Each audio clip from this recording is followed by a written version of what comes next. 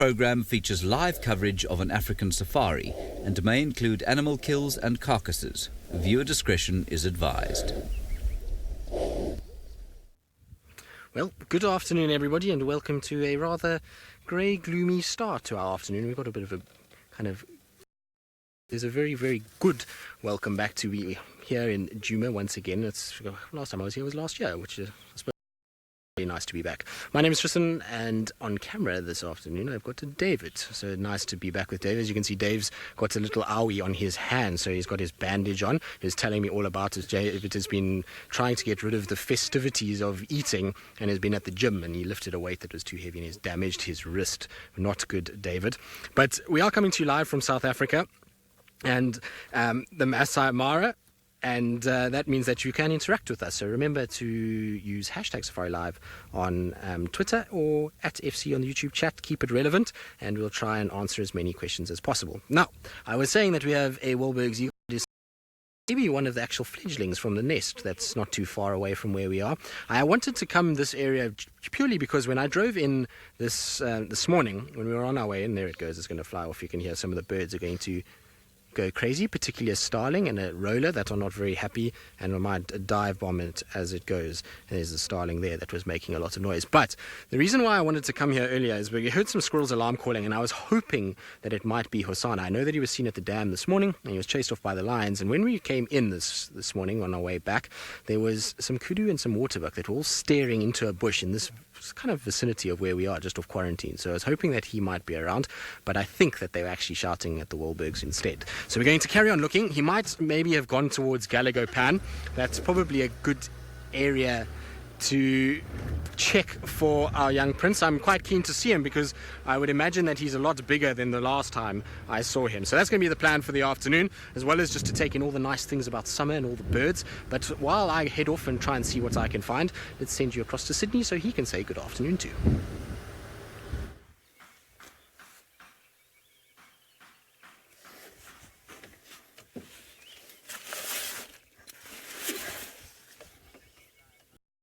You can see I've got this starling there. It's not shining today because the weather this afternoon is overcast, and don't get surprised, I do have my roof as well.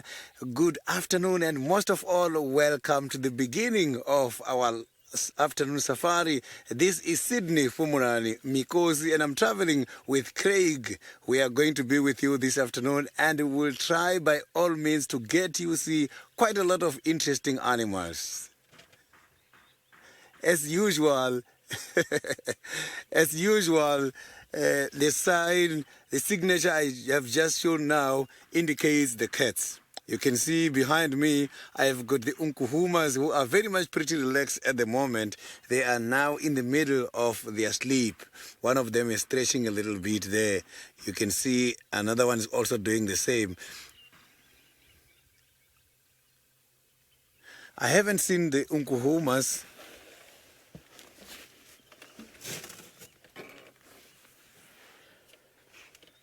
I haven't seen the unkuhumas for quite a long time. I have just seen last week the two members of the unkuhumas. It was one Mangeni male. He is now a part of the unkuhumas, right? He was together with one of the female unkuhumas when we last saw them.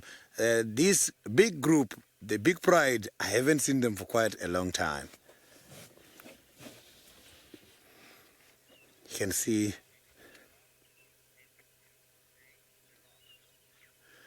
a giraffe girl. They have been here all day as Steve got them here earlier this morning, and they're still more or less drink because they're just about less than 120 meters away from the Terrapin. I can even see one of the impalas right on the other side. This impala was making his way down to this side, and since he spotted something this side, he's just there. He's trying to look everywhere, and he doesn't want to come this side because I think he's smelling danger.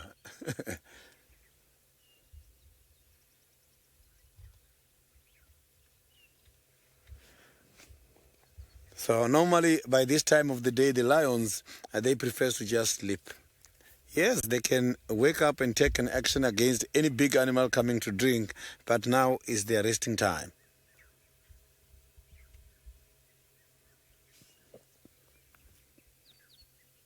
So they also deserve to rest, as most of their activities and operations is taking place at night.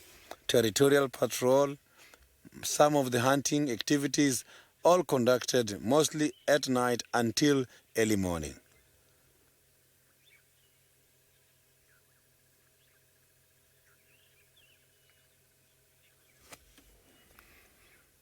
So they have just proven to us this morning that indeed when it comes to early mornings is their time to rest, because they have been here according to the dam cam from past 5. We need to go to Tech Loop. So now let's quickly go to Tech Loop, as we are having some technical difficulties.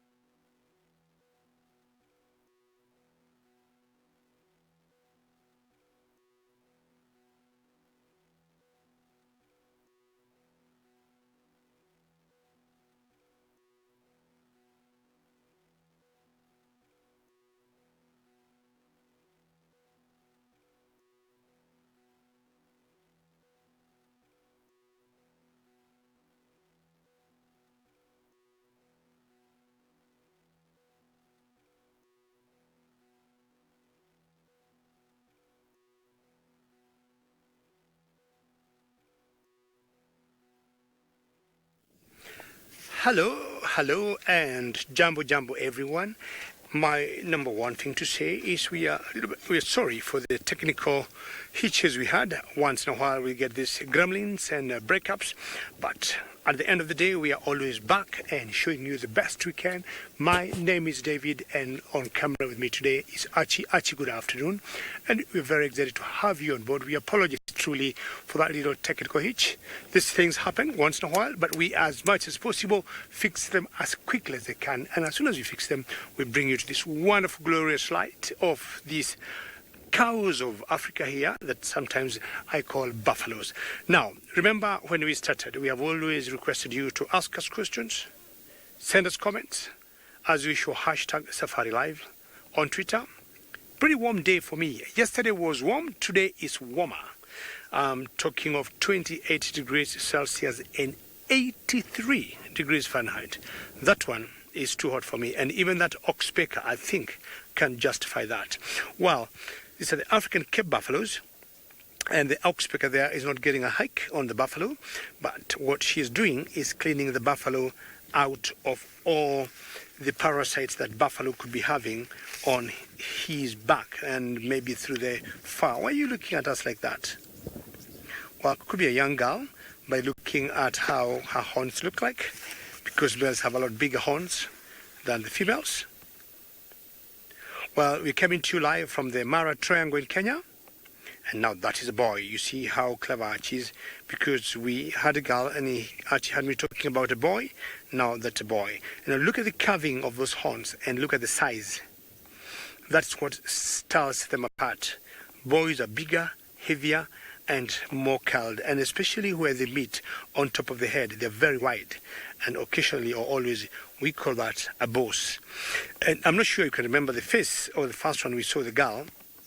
To me she looks more friendly, but in general the boys, the bulls, look at those two faces. And I want you to ask your question: who looks more friendly?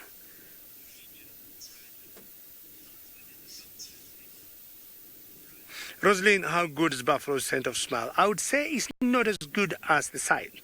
And they tend to rely more on their sight, if I would compare the two. They're averagely more or less the same, but I think the sight is a little much better than smell. And Rosalind, if there's any one animal in Africa you do not want to cross its line, it is the buffalo.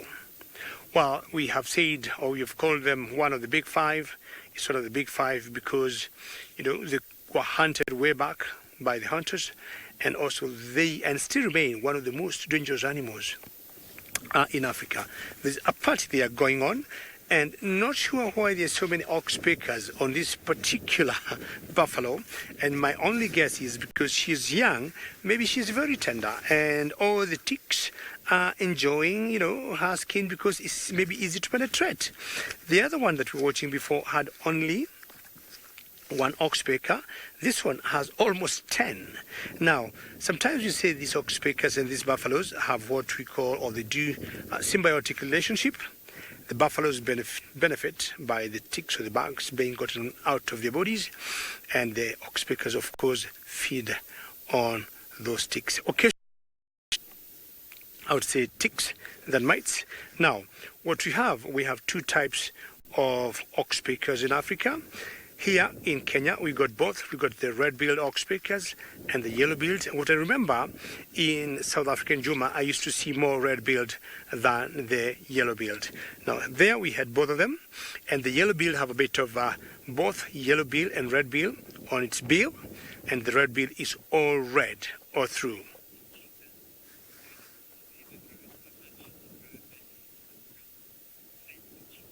Fancy cheetah, that's one very interesting question. Now, those horns that you see there, it depends, of course, on the lineage or looking at the genetic standpoint, how they'll grow. But in general, they do not get back to growing the skull. We have seen them going or curling, almost touching the skull, but actually they do not. But somehow they get pretty close. Excuse me about my head, but it's more, look at that. Yes, Archie just, ooh la la. You see that one there, Fancy cheetah? You see how they've grown backwards? And this is just a little unique. And I'm not sure, it reminds me of what animal in Europe or North America that will have the horns growing backwards like that. But ideally, they never grow back to the skull. You'd imagine them trying to dig back in the skull, which definitely would be a disaster because chances are that animal will not survive.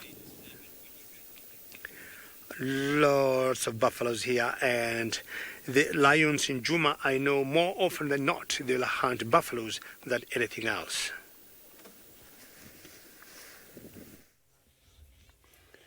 So I don't have to mention anything about the buffaloes, as these lions are going to go very hungry now that we are talking about buffaloes by the other areas.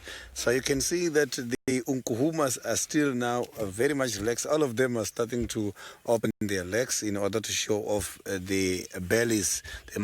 This might be one of the ways these animals are trying to get rid of the parasites. Because sometimes animals, they've got different ways of cleaning themselves. Some of them, you see them playing in dust. Some of them, they open themselves against the sun to get the sun to chase away the parasites. So they do carry quite a lot of fleas.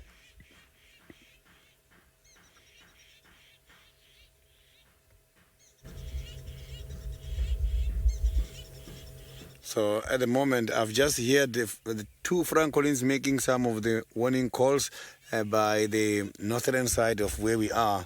Normally, francolins, they are ground dwellers, and they go up in trees for safety purposes. So this kind of francolins, if there is an animal, whether predator or not, walking close to the nest, their nesting areas, you will hear them giving some of the warning calls. Maybe it was because of the impala we saw earlier, or maybe there are some other impalas right in this area. We don't have to undermine the francolins. As some of those animals who has been assisting me a lot, they are always making my job much more easier.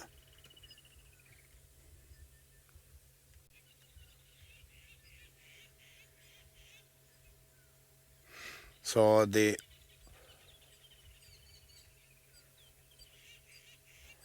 Monique, the fleas, they are very much tiny and they don't grow big. It's just that here where I am, it's difficult for me to demonstrate with any of the things. As here, I'm right close to the unkuhumas. I was going to come out if it was safe and show you at what size we can see the fleas. They don't grow very big, but the infestation of the fleas can cause the problem to the animals. That is why these animals, such as lions, animals such as the hyenas, the dens where they are hiding their babies, they keep moving a lot, not only because they are afraid of the predators coming to predate their babies. The thing is, the fleas as well, when they are getting too much, they must move their babies so that they can leave behind the fleas and go to somewhere else. And as soon as the fleas clears by the den, they will come back again.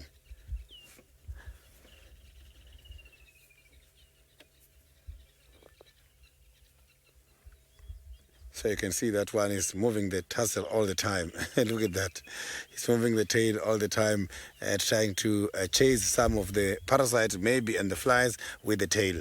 So if you look at that lion we're seeing now, that tassel we're seeing there, these animals are not born with these tassels. They are born with just a straight tail, but when they are growing, when they pass couple of months, is when you will see the development of this tassel. It's like a bony structure at the tip there. And if you check the lion, which is much more on the right, the mange male, I will show you the mange male now. You will see the tip of the mange male. Apologies for that pole. That is the tip of the mange male. You can see that it's not that very bushy because it was affected by mange. So the lack of hairs by the tail is as a result of the mange, which is resulted from some of the parasites, which are the mites. So, but now I can promise you the condition is way much better. Yes, they are looking very much thin at the moment. You can even see the ischium, the bone which is showing there that they are not in a good condition. But the skin, you can see that is starting to recover a little bit. It used to be very worse. They were not having some hairs on some parts of their bodies.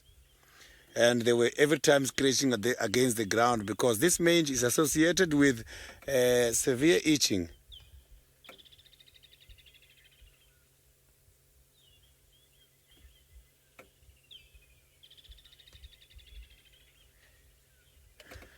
Caroline, these lioness, how they are sleeping is difficult to check and to judge, but I cannot say none of them is not pregnant or is pregnant at the moment because they have been seen, some of them mating with some of the males. So maybe some of them are expecting here.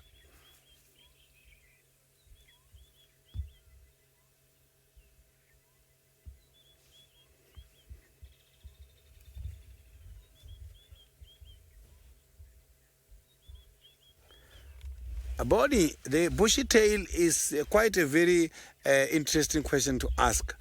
This kind of disease affecting this lion is the first time I am experiencing it to these lions. But considering the fact that these other hairs from the body itself is recovering, maybe we might see also the bushy tail, the tassel at the back of the tail coming back. But if it doesn't come back, it will just stay like that, short and a tip black.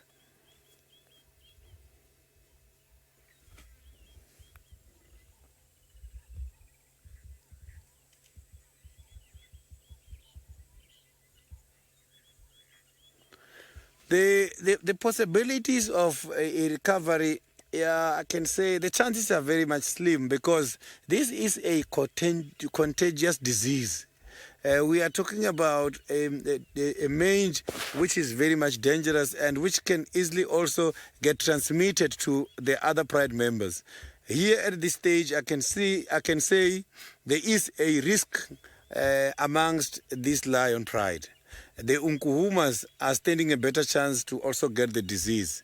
The animals who feed together, animals who play together, and who drinks together by the same water sources, and they also sometimes share the breath. Chances of them getting the disease are very much high.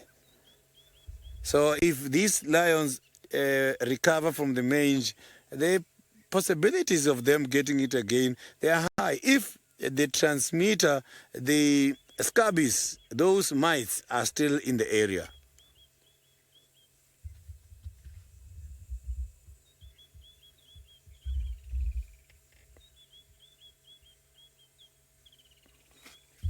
So now let's cross over back to Tristan and see how he's driving around, is getting him something or not.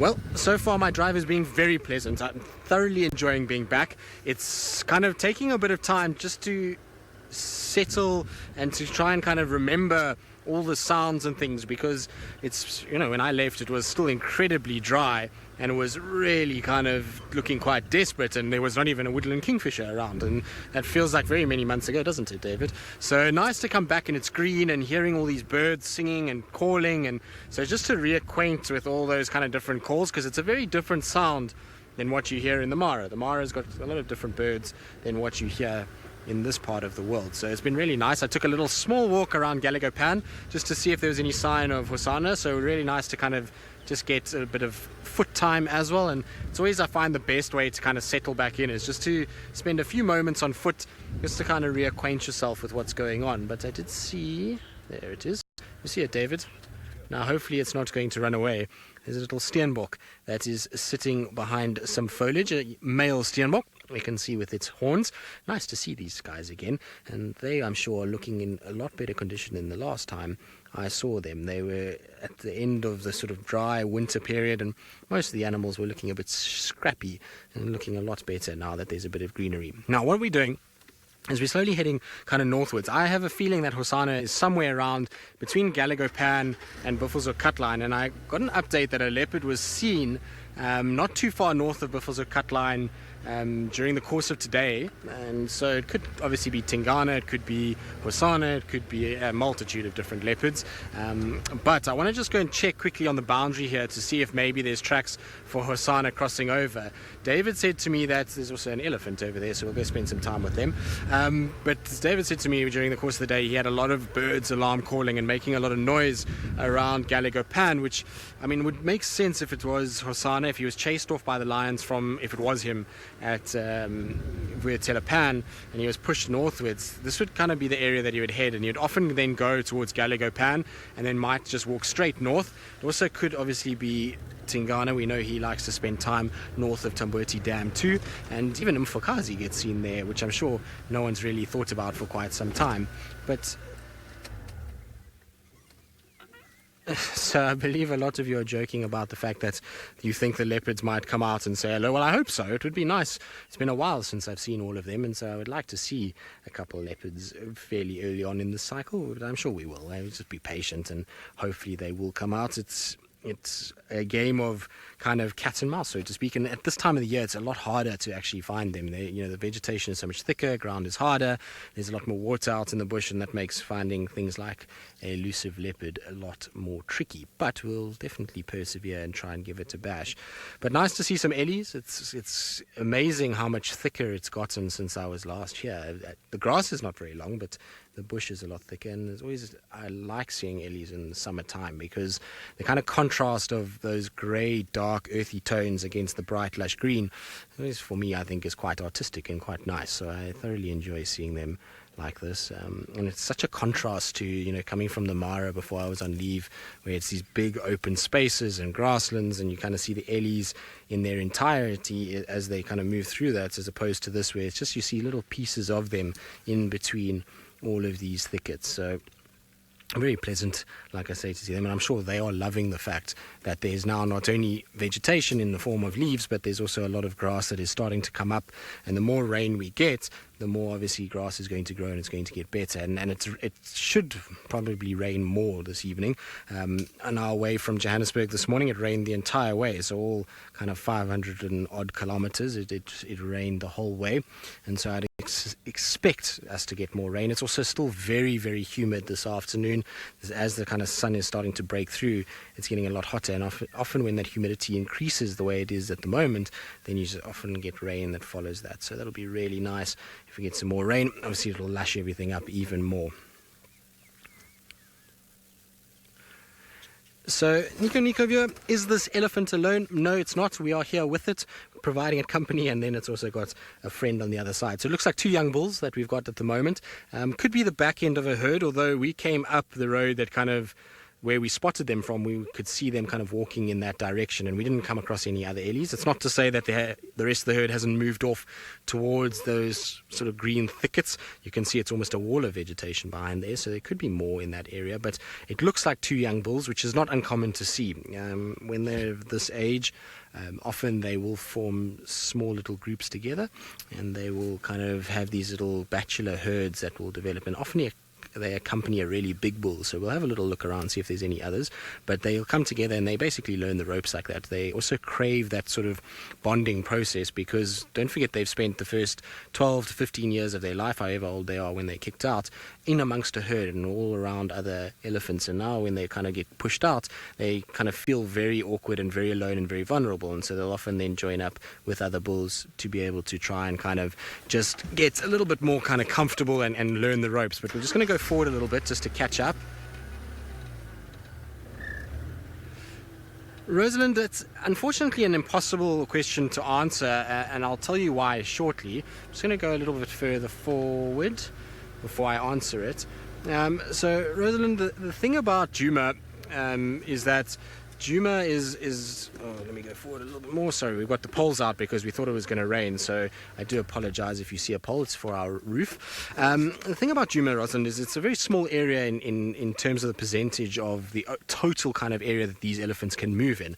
The Kruger National Park system that goes into Zimbabwe and Mozambique is massive, and it, there's a huge amount of space. So even just the South African kind of portion is 4.4 million hectares, and we are traversing an area that's about 1,500 hectares. And so there's a lot of movement of elephant back and forth between these areas. So they'll go from the Kruger National Park onto Djuma, and then off to Nkoro, and then to Londolozi and Singi, and they'll kind of move around a lot. And that number will change all the time. So we're right on the northern boundary. These elephants have only just crossed in. So to know exactly how many ellies you're getting at any 1 minute on Djuma is almost impossible. But what I will tell you is that within the Kruger Park system, so within this massive ecosystem that we've got, there is probably between 18 and 20,000 elephants, roughly that amount. So quite a large number. In fact, it's a very healthy population of elephants. And it will ebb and flow as to how many come through into the Sabi Sand and Djuma area. You'll find certain times of the year, we're going to go to a time now where we'll get an influx.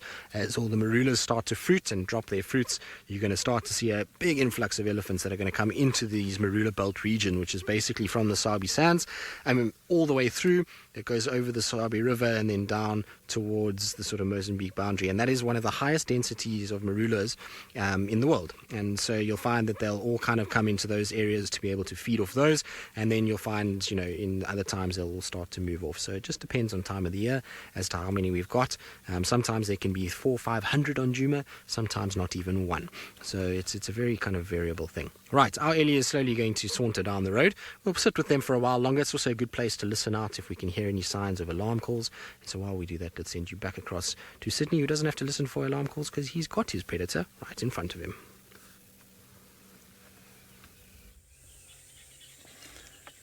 So you can see that the lions, they are still sleeping as they are. But something very interesting here, unusual, just took place now, whereby one of these lions on a deep sleep started just urinating, and we can see that he's not even feeling it. He's just sleeping, and all we saw was just the water coming out.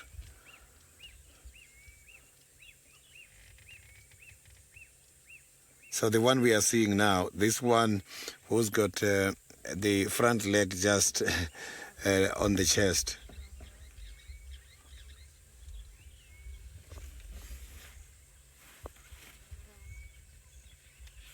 So these lions, they are so lazy during the day, don't want to even go to the bathroom. But normally, lions, you will see, when they wake up, they are going to move one by one to a certain spot where they are going to start urinating and defecating. That is normal.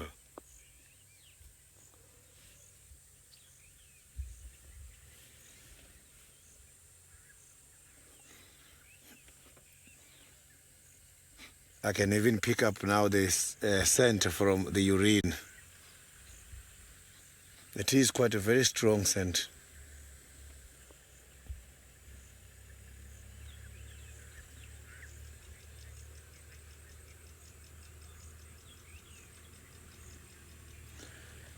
I didn't copy the question very well. If you can repeat that.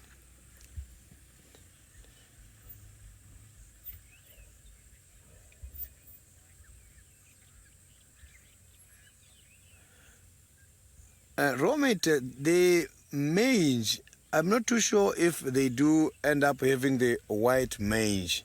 Because this kind of disease, we normally see it affecting the dogs. Yes, it does affect cats like we're seeing now, but to the dogs it's very worse. And there are different types of mange. And this mange is not the same mange. This is called a subcoptic mange. And some of the mange are much more domestic, which affect the domestic animals.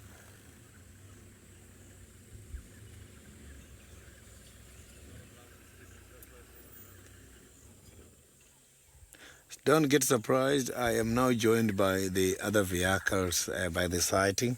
So you might hear people talking and cameras clicking.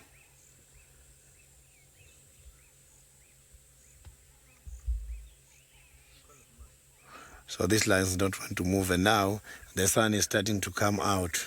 It has been overcast since this morning. That is why there's no problem for them to look for a shade. But now they might now start to move and look for a shade somewhere nearby.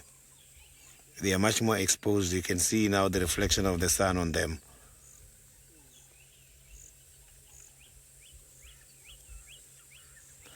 So if you look at how they're sleeping, they don't look like living animals.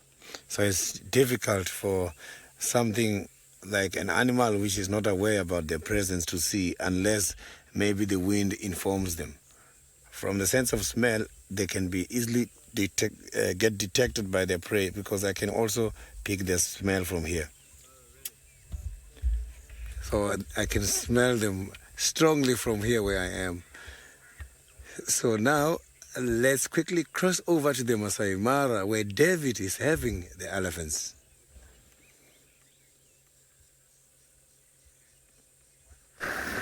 Very good. We have decided now to look for something else. And what I'm doing today, it seems I'm only doing the big mammals.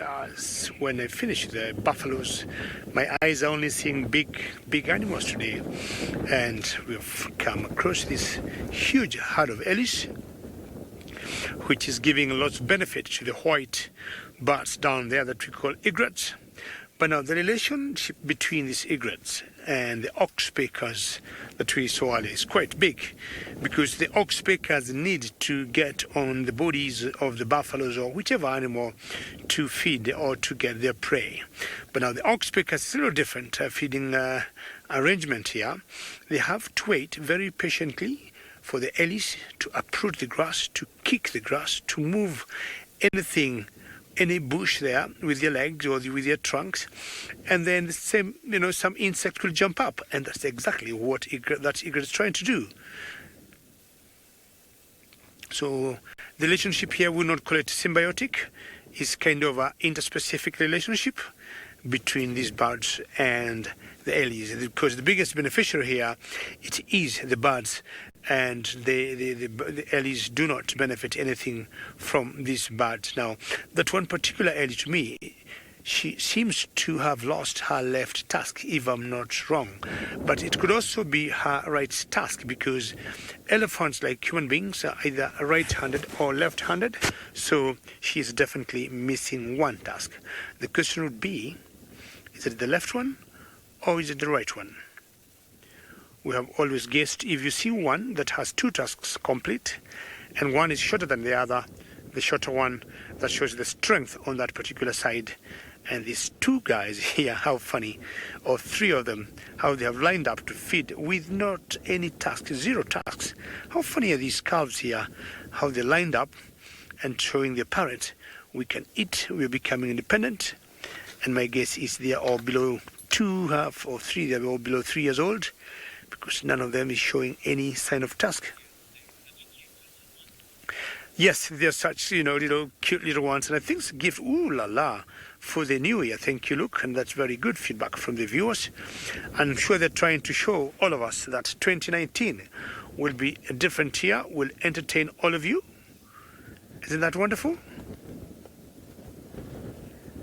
So I'm not sure they're actually eating or they're just jokers there. And there's one that is coming from the back there, lifting his trunk.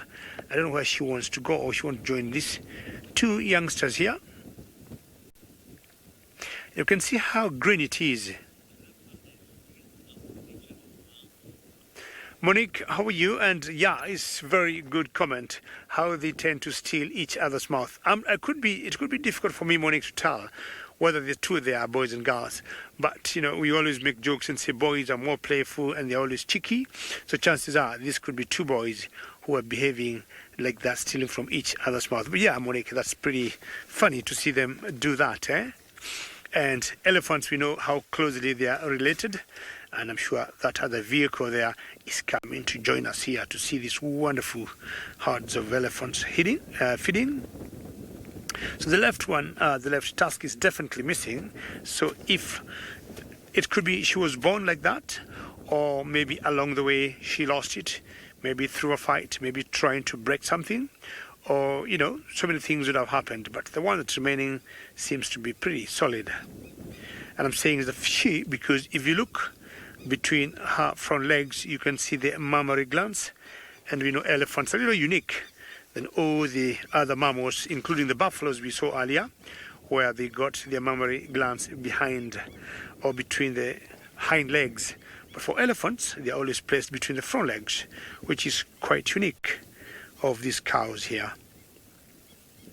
African elephants, we call them, and more so the savanna elephants found in such open areas, because we also got the forest elephants, which are slightly smaller in size than these ones.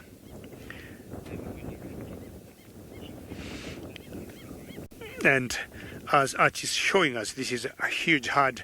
I did a quick count and I got about 58.5 elephants. I'm sure half of them, or half of it, was a little baby. Well, talking of elephants that are enjoying eating and one having a poo break there, I think my friend Tristan, who was just in Kenya the other day, cannot move because of the same animals.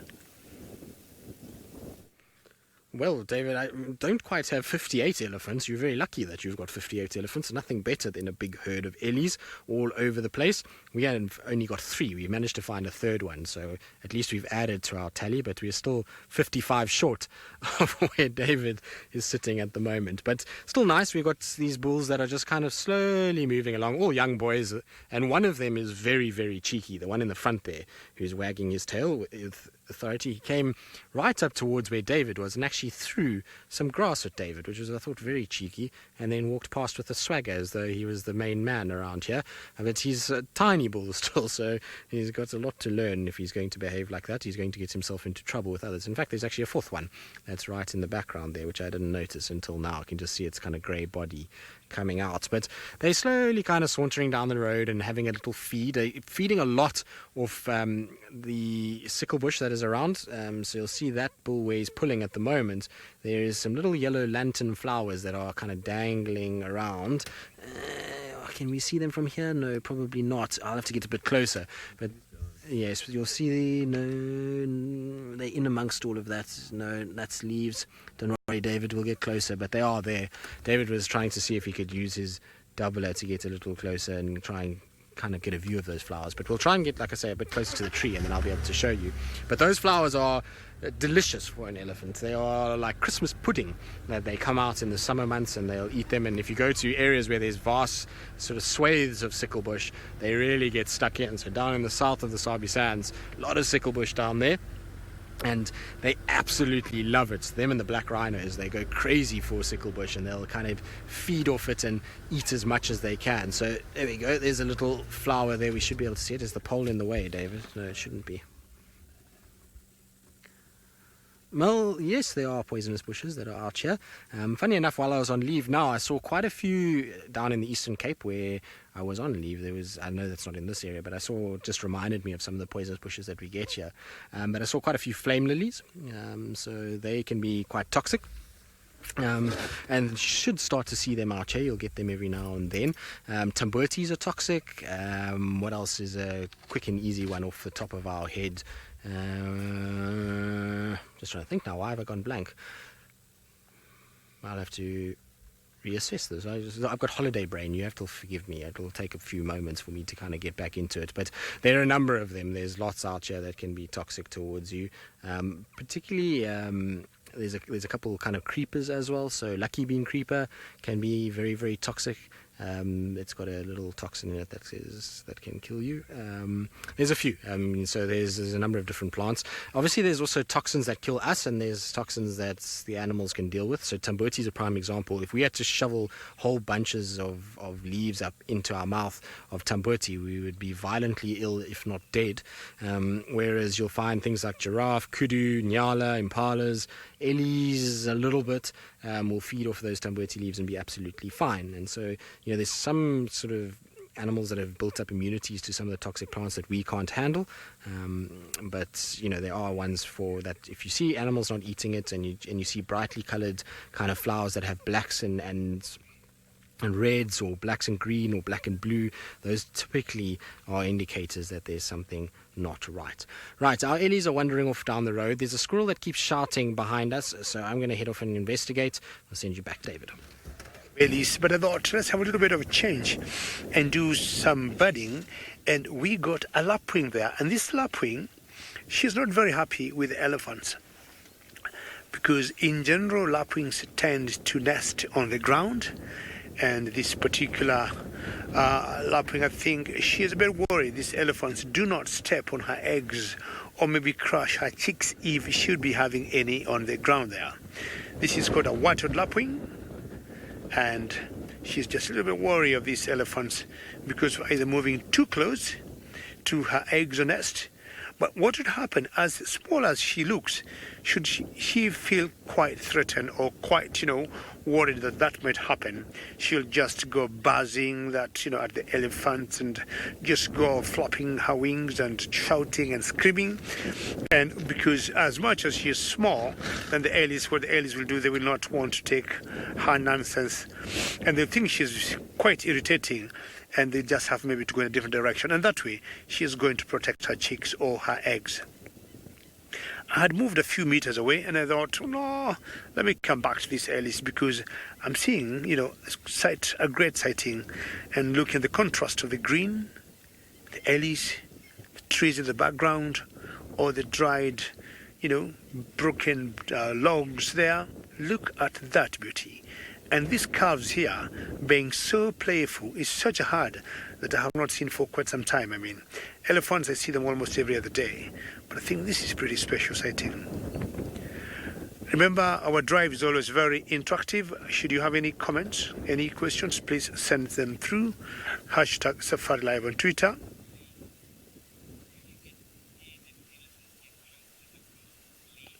Lee, look at that one, and she's either trying to scratch herself or something. Lee, there are times this elephant would come so close to the car. What exactly is he doing? What is it that you want to do? Are you trying to scratch yourself? Lee, we always behave very well, and we know these animals very well. And we know their body language. We know what you call trigger signs. And so long as they remain friendly as they are. Lee, look at that particular one. He is not even bothered by us and doesn't care. And I'm talking about 150, 80 meters from where she is, and not even, aware of her. I'm sure, she got an idea we are here. And what would happen is, the whole idea, we tend to learn them. And if we get concerned by their behavior, we pull back. If nothing of that happens, we stay where we are. We have seen sometimes elephants coming so close to about 2 meters from the car. There's one time 2 years ago, I was doing a different safari in some other place in Tanzania, and they had an elephant that came brushing itself with the car. Now, I just had some big trumpeting there, and I don't know whether there's a little issue between a female there. Was that a female or a male? And anytime the tails go up like that, there'll be some differences going on there. And that mama there was not very happy of another mama. I do not know what transpired between that mama and the one you see there. And look at that one who doesn't have a single tusk. We watched one before that had one tusk, and this one does not even have one. So again, it could be genetical, fight, having been broken in life. an infection or something like that. Baby elephants tend to get their tusk anything from 2 years, 2.5. By the time they get to 3, you can see them having popped up.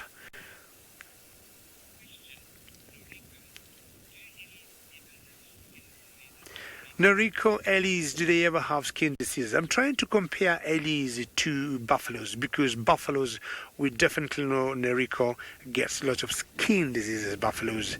And elephants, I do not remember Noriko. I might have to apologize, because, and if they do, it's very minimal. And I would say it could be, say, on between, their legs and their bodies. Because you look, Noriko, at an elephant body, the skin is always looking the same. I'm trying to walk back Noriko and not remembering the last time I saw an elephant with a skin infection. Unless it's a bite, I highly doubt. It's possible, Noriko, it's possible. They would get, skin infection like, lions with mange, buffaloes, they get, lots of that. But I do not read. Bridget, we're going to go back to that elephant, and either she got what you'd call mashed, and the white on the corner of the eye. Like human beings when they get, when you wake up in the morning and you haven't done your eyes very well. I would guess that should be the same thing. And from the elephant, I think that dripping, it's more solid and maybe needs a bit of cleaning or a bit of brushing. And I highly doubt when they close their eyes, that would be the same way. When they tend to cleanse their eyes, it comes out and builds like that. Bridget, such huge herd of elephants here, and you see this one also has it, and in fact on both eyes. And I think it's just the cleaning or the same dripping we get as human beings, or it could be having an eye infection. Who knows? Because the rest of them look to be very solid, but then it's so white to think that it could be an infection of some kind. It's got a small little hole on the left ear there. So either it was born like that, or it got punctured by a stick or something. You can see a little bit dripping there behind the eye. And elephants, when they're either stressed, you'll always see that little like mast on the males when their levels of testosterone hormones are pretty high. Or when elephants are excited, not necessarily being stressed, even when they're excited, you might see that dripping coming out from that gland that we call the temporal gland, right behind the eye. Very beautiful light in the background there. And these animals can eat. Elephants will eat and they'll keep eating 12, 18 hours in a day, and they eat lots of food. I mean, just to keep the frame of that body there, the fully grown ones eat sometimes up to 300 pounds, of food in a day. That's lots of food by any standard. And lions, like what didn't have, maybe do not eat that much.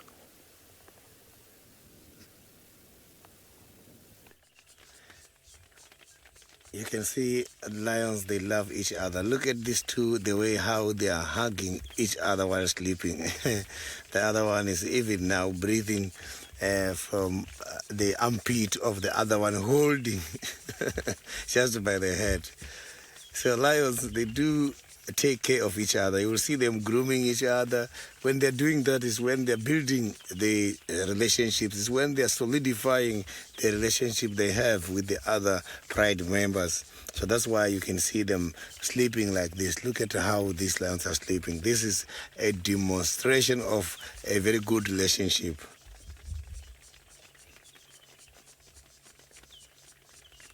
So you can see that these lions here who are holding each other are so very much closely related.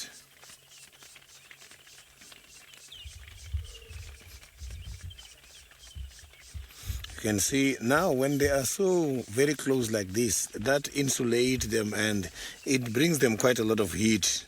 So when it's hot like this and they're holding other like that, I'm sure now there must be quite a lot of heat generated there. So the rain is drizzling at the moment here where we are, and I can start picking up a very strong scent from their hairs. So the lions, the lions after the rain, they don't really smell nice. I can smell it here now.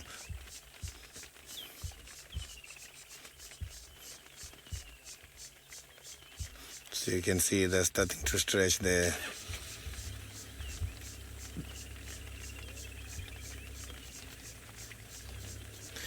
Bonnie, the Mangeni males are forcing themselves into the Unkuhuma pride. And something like this has been happening. Is not the first time this kind of behavior is happening. As is normal, the lions, the males, sometimes they come and challenge the territorial males, take over. After taking over, they dominate the pride. So is that kind of a behavior which normally happens to the lions. So, but they don't want to change the membership in their prides. It happens like that, but normally the membership changes during mortality or natality. When there's cubs coming is when the number is going to change. Sometimes when there's dying of other family members is when the statistics of the pride is going to get affected. So a behavior like this of accommodating the two males from the Mangeni pride is something unusual. But yeah, it has been recorded happening to the other areas. But to me, it's so very much unusual. One male they can accept when he's coming to dominate after a fight. I've seen that. But whereby you see 2 or 3 new members coming to join his prayer.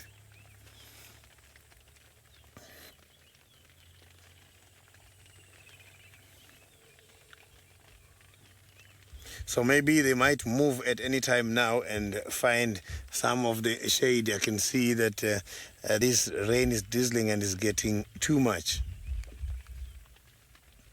Oh, another one again, just look at that. You see the lions when they're sleeping, they don't want to go to the bathroom. Look at that. You can see he's now having a wee there. Look at that. So is even waiting the other member there, and that member is not worried. So earlier on I indicated we saw this. When this lion was turning, I just saw the water spreading. Now you can see that this one doesn't want to move to a secluded space for urination. You can see the ground is wet there.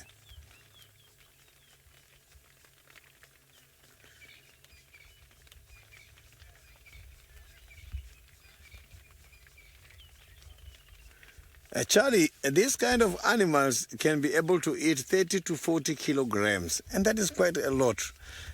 So that is why they can be able to target small animals such as the duiker. They can target something like a duiker and eat it and finish it, because if you check, a duiker is just about 18 to 25 kilograms. A scrub where they will finish it now, and they're still going to go carry on hunting. So they must have to eat quite a lot of meat. As a pride, they must target something big so that everyone can get satisfied. But sometimes you find individuals, the solitary males, sometimes also females moving off the prides, they can be able to target something small just to satisfy themselves.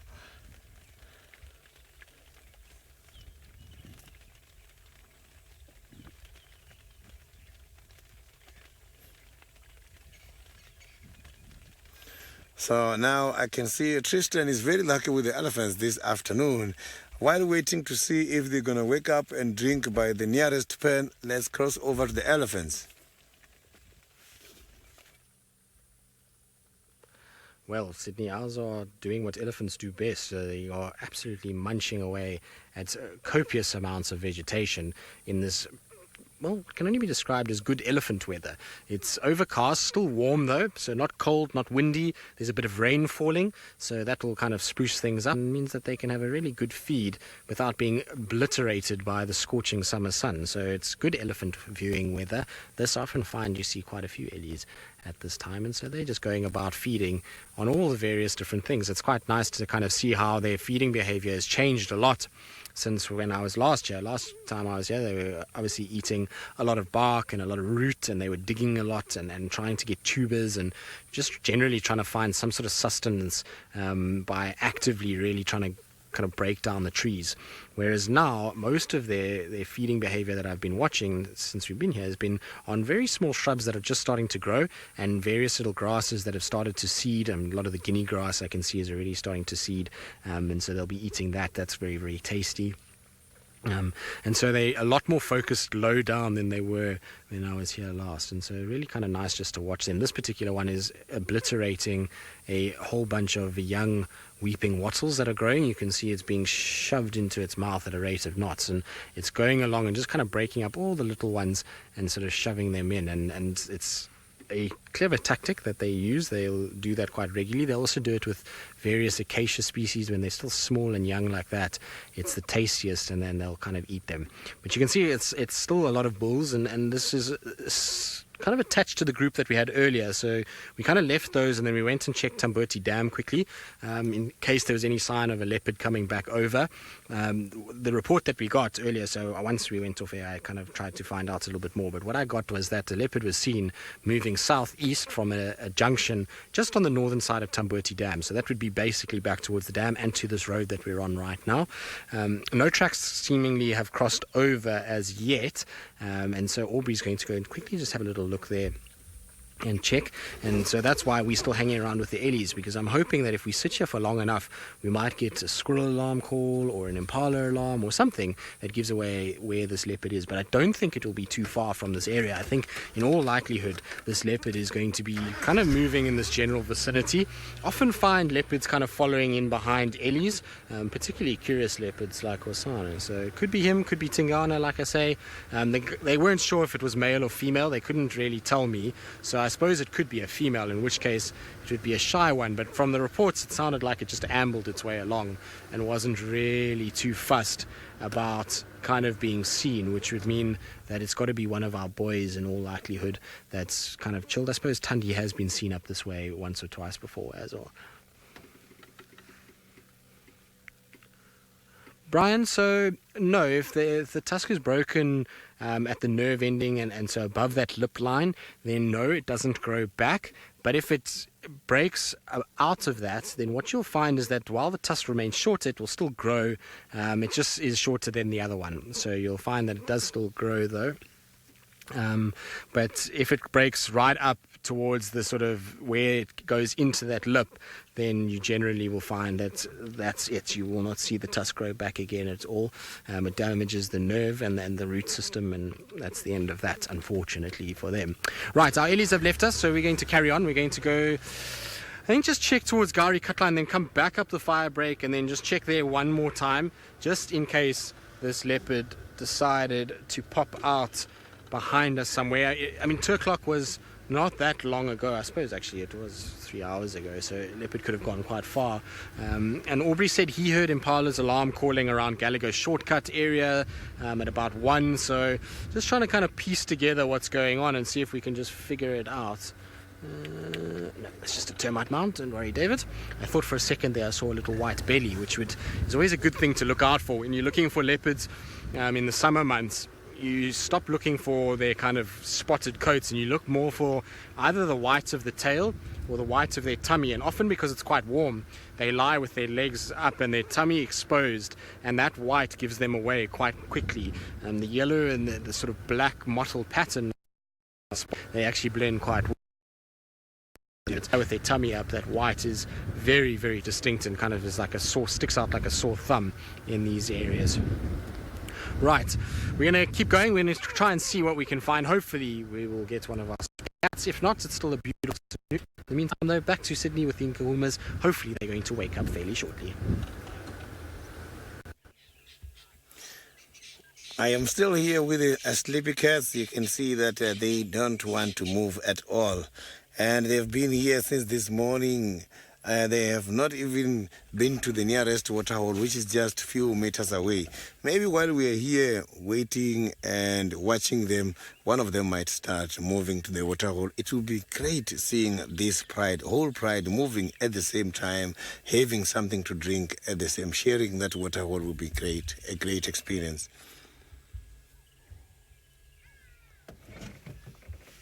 So I'm just trying to check because I heard again the guinea fowls, the francolins were calling behind the bushes by the northern side of where we are.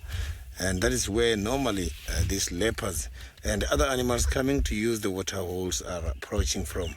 So I'm not seeing anything at the moment, but if I see something, we're going to show you. So So here we are is nice. It's a very good spot because we can see animals approaching, not only the lions we are having here.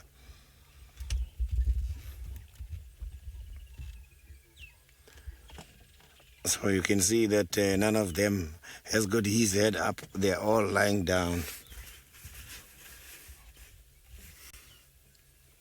So those tails you are seeing there,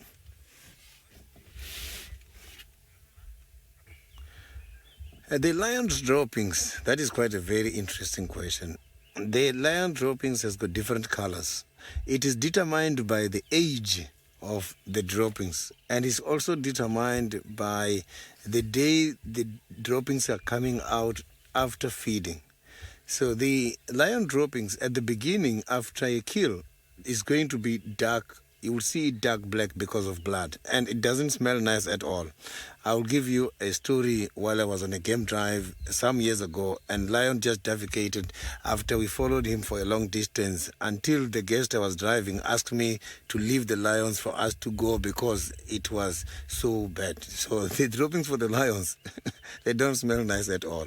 So as time goes on, because the lion starts feeding from the intestine and they get the blood also from the liver, then they eat the meat and they crush the bones. At the end, you will see now the droppings coming out. It's going to be green. And when it's green, when it's dry, it's going to turn white. So you can see that to determine the color of the droppings, you have to check the age of the droppings. After a while, it changes color because of the sun. When it's evaporated, when everything is evaporated, it's going to be a scat which will be dry. And still talking about the droppings, you have to be careful when handling the droppings of the carnivores and omnivores because they carry quite a lot of zoonotic diseases. Zoonotic diseases are the diseases which can be transmitted from animals to human beings. If I want to talk about droppings for the lions now, I have to use a stick in order to point them. I don't have to crush them. If I crush them, I must have to make sure that where I am standing, the wind is depositing away the particles, small particles from the droppings, because if I inhale them, I'm going to also have problems. So we don't have to ingest anything to do with the droppings of omnivores and carnivores because they are rich in bacteria and dangerous diseases. So before David loses his bird, let's quickly cross over to the Maasai Mara.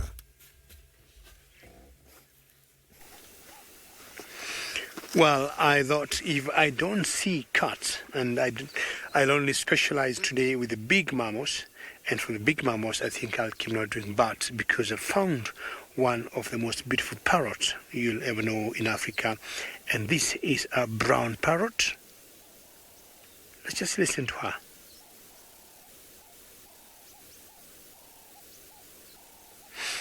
What we're hearing now is a dove in the background, but she has been very vocal. Okay, there she goes.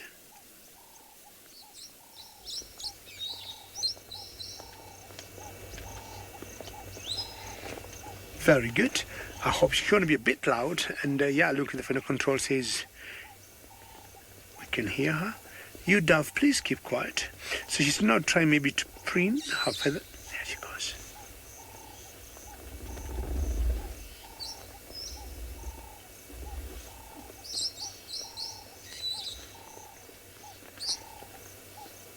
You see how loud she is when she's making the call. She just moves her whole body. Now, sometimes when I look at these birds, what I see in this particular parrot, I see black, I see yellow, I see green, I see, how they end up to give them names like brown parrots. I do not understand, but we have stuck with some names, and some names usually to me do not describe the actual species or the actual,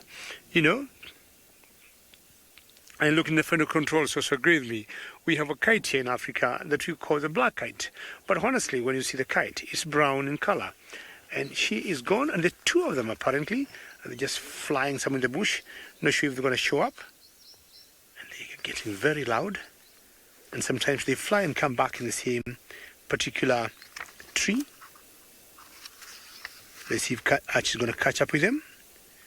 think he is, because they'll be on such big trees feeding on some fruit. You see how they got very hooked beaks? Not sure if you can hear some thunderstorms in the background.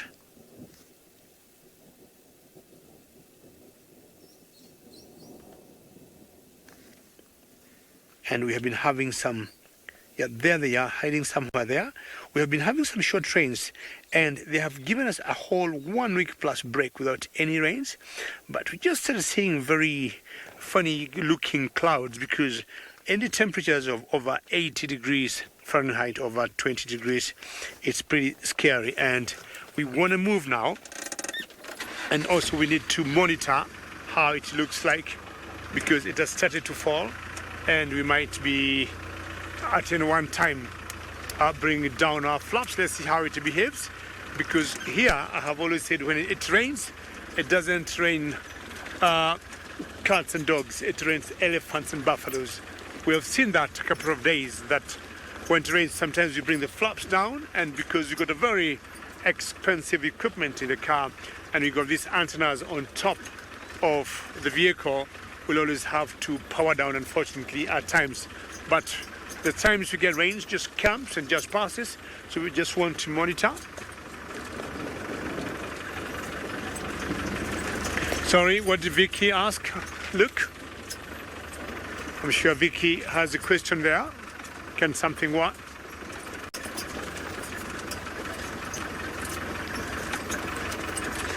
Vicky, very good. And you'd like to know, can parrots learn to talk like the one you just saw, the brown parrot? I would guess so. I mean, we have those birds that we call feral birds, Vicky. And the ones that we know have been trained to talk and have talked are especially the African grey parrots. Those ones are very trainable. Now, I haven't seen any other species, Vicky, of parrot being trained how to talk. But because they are parrots, my guess is it's very possible they could talk. But I have only had, who knows, maybe they might. But I think these ones have been rather difficult to catch and tame. And also, we think maybe it's not a very good idea, because once you open a window like that, people will always be tempted to do that, and you'll be ending up with a lot of trading the parrots as pets, and will have like interfered with the wilderness. And Vicky, as you saw us, or as you saw me showing you those parrots there, I would imagine they will not be there because people would be trading with them as pets to train them, and some people making money. Alrighty, so we'll keep moving and watching the rains, and hopefully it doesn't get to where we are. And I think Tristan is not doing mammals now, he is doing reptiles, right?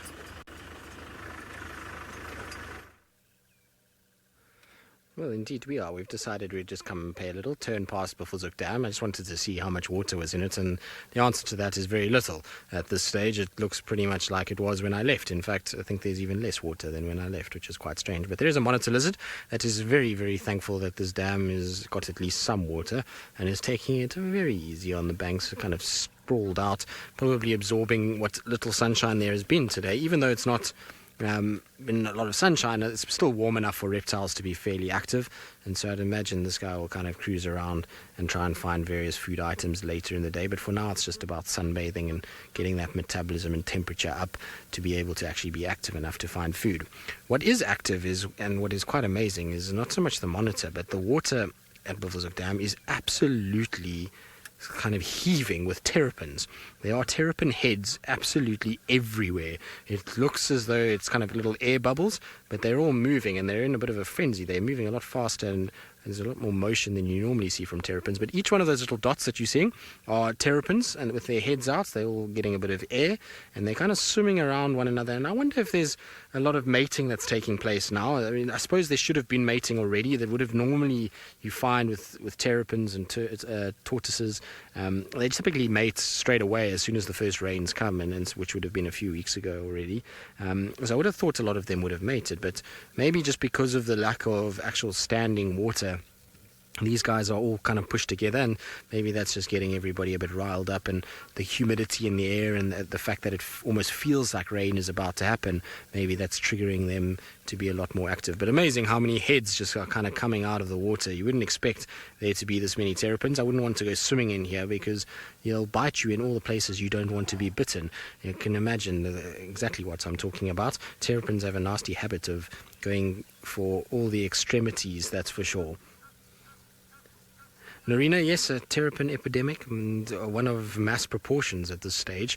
Like I say, they're absolutely everywhere, and it would be quite tricky to kind of get through this. I would actually really like to see an elephant or something trying to wallow in this, because I think it would be quite funny, because these guys would try and pick at any of the parasites that are on them, and they've got a sore little bite. They've got a very hard-edged kind of beak, much like a tortoise or a turtle would have, and it's quite sore. You can often see when buffalo lie in water like this, they get picked by these guys, and they flinch every time it happens. And I don't think you'd want to be a lonely buffalo to come into here, because you're going to be attacked. It'd be like a group of piranhas that would strip a buffalo to its bones, I would imagine, and especially if they're hungry enough. But lots and lots and lots of them. I suppose, like I say, it's from the rain that's been around, and probably have congregated here, and have lots of mating that's been taking place. Other than them, though, it's very, very, very kind of quiet around the dam. There's not too many other signs of animals. I was thinking maybe something might come down for an afternoon drink, but I suppose there's quite a few puddles all around. Trish, where would these guys go if the pan dries up? Well, they're able to walk on land. Remember that they do breathe air, and they live a semi-aquatic lifestyle. So they're not like a turtle that is heavily reliant on being in water. These guys will come out and then they'll just walk basically until they find water. If they really kind of can't find water, then unfortunately they're going to have a very tough time of it, and in all likelihood will die and dehydrate. What they've also got, which is quite interesting, is a little sac called a bursa sac. Now, bursa sacs are something that a tortoise also has, and that's how they stay alive through the dry season. That is a little sac that they'll fill with fluid, and they'll slowly be able to utilize that fluid to keep them alive through the course of dry periods. And so they can go quite long without being in water. But if it was really difficult and it got excessively hot, so if you've got days that are 45, 46 degrees Celsius and for a long stretch of time and no water, like in 2016, well, then we were finding quite a few terrapins actually dead on the roads as they were trying to kind of make their way towards water. So it's a tough time for them if there's not much water around and hot temperatures, but this is more than enough to last for quite a while. So, Steve, there might be some of them that are feeding on insects on the surface of the water. They will feed on insects. They feed on insects, worms, even carrion. They will eat, like I say, parasites that are on animals. So they might be getting little mosquito larvae that might be hatching there, little mayflies, those kind of things that have built up. You might even find that there's a few little water boatmen that are there that they might be going after. But more than anything else is to breathe. So they're coming up just to get oxygen, and they're going to take in a gulp full of air, and then you'll find that they'll drop back down and swim around. So, but at the end of the day, it's quite hot, and they're kind of on the banks, either absorbing a bit of sunshine, or they're in the water with their head just sitting very, very still. But this lot today are quite active. They're quite mobile. So I wonder if they know something that we don't. Maybe we're going to get a little bit more rain during the course of the evening. Right. I think we're going to head back towards Buffalo Cutline Tamboti Dam area to try and see if we can find any sign of that young Prince Hosanna. But while we do that, let's send you back up to David and see how he's getting on in the Mara. Well, what's happening here, we got some very heavy rains that are coming, and Archie is just trying to show you how, well, dark the clouds are. And that's the usual auroral escarpment that we normally see on clear days. We can see now it's covered, or it's almost getting covered by a wall of rain. And I told Archie that was our direction initially when we were moving, and I thought, no, we don't want to do that. We don't want to drive into the rain, and we had to detour. But on detouring, we got a surprise for ourselves. And this is our surprise, because I was not thinking of a lion at any one time, but I got this beautiful lioness here who is looking in a particular direction, and only thing I see, very well done. Archie is very good when it comes to camera work. The only thing I can see her looking are some birds from a distance. This, my guess is from where I am, belongs to the Marsh Pride. We got a pride of lions around this area that is called the Marsh Pride, and I would guess she is a member of that particular pride. She's definitely a very big and fully grown lioness. Hello there. Happy New Year. Or is it too late? Look at those chin spots that she got, and all the whiskers. I would imagine they're with a comb and just, brush them, You look very beautiful. She got very torn eyes, which means she is a very senior citizen. And I would say if we would be following lions, and I'm happy you're all agreeing that she is a beautiful girl. And I'm saying if we'll be following lions here and trying to identify them as they do the leopards, Juma, I think those chin spots there would be quite a challenge to know. Leopards will only have either 3 or 4 spots on either side, 5 at most, I guess, maybe 6, not sure, not very well. But now this one has like rows of chin spots, could make it very complicated. She yawns, and we see her beautiful teeth and her yellowy teeth. As I said, she looks pretty senior citizen, and as they grow older, their teeth also tend to get yellow in color. So leopards, lions, cheetahs occasionally, they look yellow. Yeah, good spider, that's very correct. And I'm trying to hope she is going to open her mouth again, good spider, and you're going to see her teeth. But see the contrast of the white on the neck and the belly there against her brown body. Hello there. Where are your friends? Beautiful looking lioness. And as much as she is there on her own, she looks to be home and dry. And rains are coming, but she doesn't look bothered by the rains. Did you want to rise? Did I speak too soon? You want to stretch or you want to walk away? A little scratch there. There could be some tick or maybe some mite or just a normal scratch. When we saw oxpeckers earlier with the buffaloes, I don't remember one time I saw an oxpecker with a lioness. She is a beautiful girl. One more yawn, maybe stretch, maybe become a bit mobile. And I also want to investigate that place or that direction she's been looking. She has looked at a few other times. The only thing I saw was a bird. I didn't see any prey there. Beautiful eyes. Happy New Year, girl. Very social cats. I want to believe the rest are not anywhere far. And I'll not be surprised if she rises and starts to walk. Exactement. Thank you for listening to me.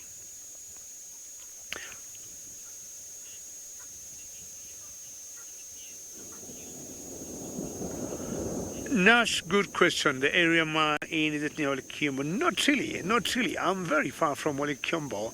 And I tell you, the Mara is divided into 2 areas. Number one, where we are in an area that we call the Mara Triangle. And take the shape of a triangle. So one side of the triangle is what we call the Ololo escarpment, the one we're showing you with all the wall of the rain there. Then the other side of the triangle is here, and that's the boundary between Kenya and Tanzania. So we've got the Mara here, and we've got the Serengeti National Park here. And then the other side of the Mara Triangle is the Mara River. So Olekyombo is on the other side of the Mara Triangle. So we see Mara is divided into 2. We have the Mara Triangle and the main Mara. So Olekyombo is on the other side. And to get there, you have to cross a huge bridge to get to Olekyombo. I would guess, give or take, a drive from here to Olekyombo could be about roughly 2 hours on the road. In a plane, a small hop of 5 minutes. All right, our lioness decided to walk, as I guess she would, and we want to maybe follow her slowly and find out where she could be going. She might lead us to the rest of the pride. Also, good question, do lions ever migrate? No, lions do not migrate. The animals that we'll say will migrate are mainly 2 species of animals, wildebeests and zebras. Occasionally also elands, we say they migrate, but maybe they may not cover as long distances like the wildebeest. An area like the Mara, where we are, Serengeti, all the game reserves, each area or each territory is owned by some lions. I'm going a little drainage there. Hopefully my signal will stay intact, and that should not take more than 5 seconds before I'm out of this area. So in each area, there'll be an ownership of that particular land. So where we are now, this territory belongs to the Marsh Pride. Where I was in the morning, not sure you're watching, I was in another area where it's owned by a different pride of lions that is called the Sausage Tree Pride. So each area is owned. So if the lions would migrate, it would mean they'll be going into other lions' territory. So lions are basically sedentary. They remain in particular areas, and what happens when the wildebeest migrate, like we had them a few months ago, the lions now have to change their menu and start feeding on other different animals. So our lioness Rose, she is shining, she is on the road, she is ahead of us, and I'll be wanting to find out where she could be going, because chances are she might be going to rejoin her pride, which will be quite exciting to see maybe 2, 3, 4, 5 lions together. I haven't seen this pride for quite some time. We're very close to an area that we call Marsh area, as I said earlier, and because of all the rains we have been having, this place became impassable. I want to stop and show this lioness walking, and you'll see the beautiful green ahead of her. As much as this area remains green all around the year, with the rains that we have just had, it looks extraordinarily green and so very beautiful. So there she walks. She looks quite a big girl, as I said earlier, and I have no idea where she's going. And you can see the black marks behind her ears, which they have always used as follow me sign, and also the black tip on the tail. So should she disappear in the grass and there are many, or she got some cubs, that's what in generally the cubs would be looking for to stay in touch with the mother. I looked slightly at her mammary glands and saw a little bit like circle marks on them, and not sure that she has any cubs or not, but who knows. So keep following her a little bit, slowly and surely, and find out where she wants to go. I don't want to push her, because, you know, we'll always give them space, and we usually say they have the right of way.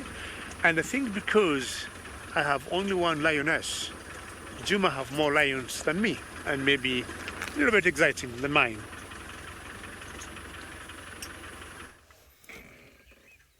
You can see that nothing is happening at the moment. These lions are still very much flat, and I am even thinking about to go and make a turn somewhere around Terrapin, Twinsdam, and come back here shortly afterwards, just to see if we don't have any other big animals heading to this side for drinking purposes. I just want to go around here and see if there is a potential prey animal visiting the area.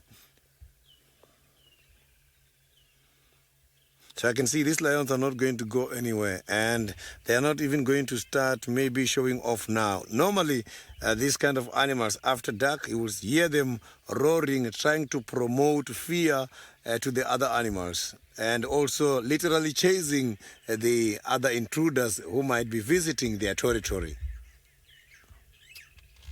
So I'm just going to now pull away. I will come back here just now. I just want to circle here and see if we cannot find something interesting. Roshni, let's expect unexpected. I am going to do a loop here, and while driving around we might be lucky and see something.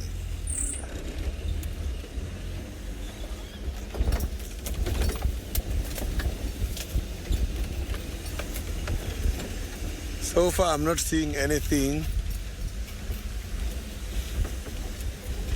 So I was around here this morning. I didn't come to the lions, but I was checking for the leopards this morning, and it was very much quiet.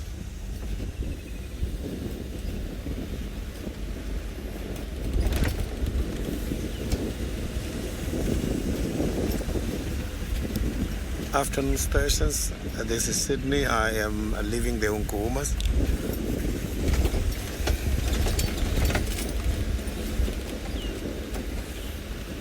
So now let's quickly cross over to the Maasai Mara and see what David is having.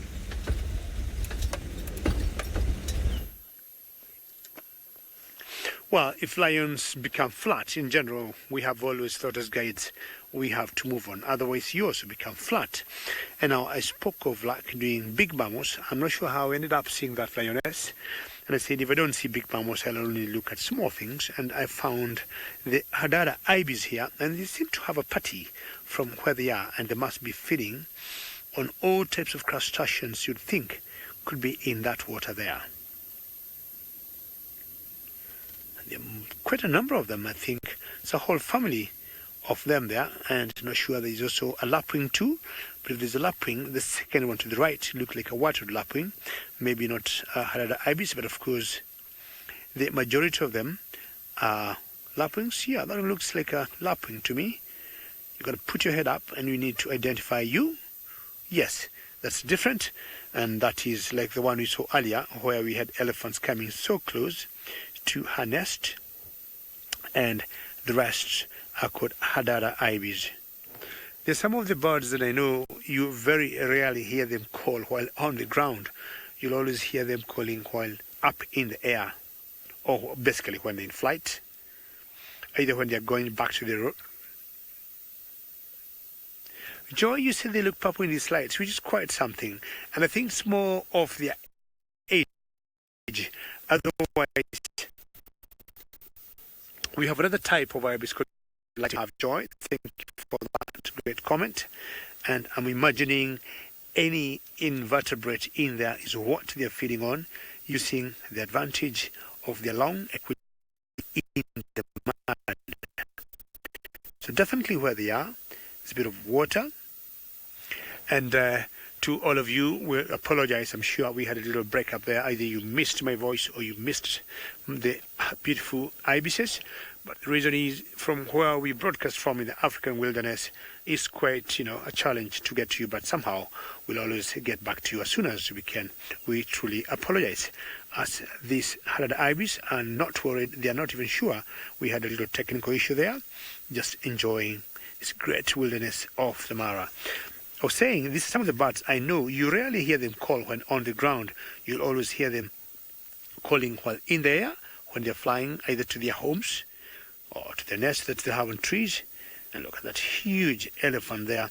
And this is what we call the proper marsh area. But I'm sure at one point he must come out, because what would happen is there's a lot of water there and they don't like.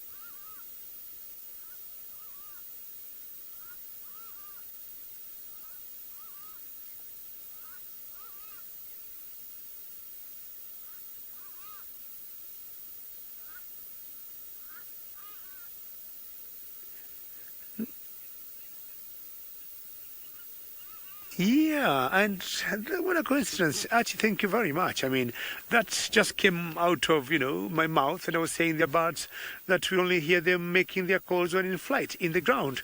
You rarely hear them calling, but only when in flight. And I was trying to get them to play for you the call, but I think you got it, and if anybody missed it, you can hear how loud they become. It's got 3, 4, ah! And in fact, they were named after their call, the Hadada ibis. Anybody who might have missed that, let's just play.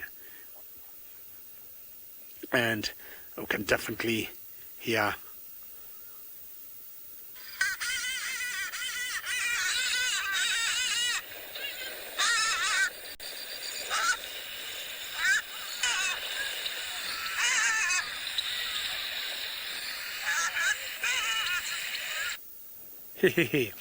And actually, that's how they got their name, Hadada ibis, because of that very loud call. I'll never know, and maybe I'll try thinking from tonight, why they only make that call when, in flight and not on the ground, because we got birds like the ground hornbills. Well, on the ground, you just hear them, making calls. In flight, you also hear them making calls. But this particular Hadada ibis, you only hear them calling or communicating while in flight. Like the ones we had, they were either going back to their nest where they roost, or maybe going to a different area.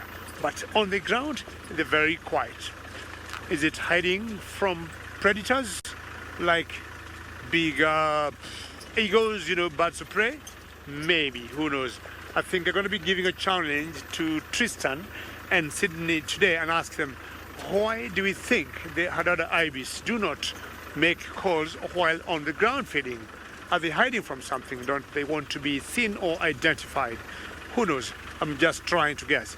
But I thought, 1 minute, I've never heard these birds on the ground are communicating.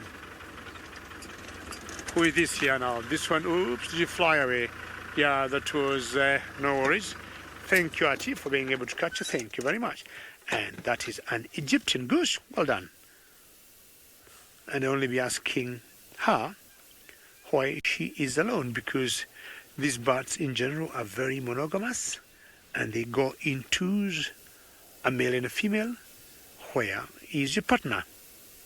I would guess she or he is not very far from here. Are you looking for some seeds to feed on from the grass? Look at the beautiful eyes. Yeah, definitely they'll always catch some seeds or leaves or small little plants as they move on. Pretty beautiful. Not sure between the Hadada ibis and this Egyptian goose who seems more cuter than the other. I would say this one. A little bigger in size. The eyes, it's like they have some kind of makeup.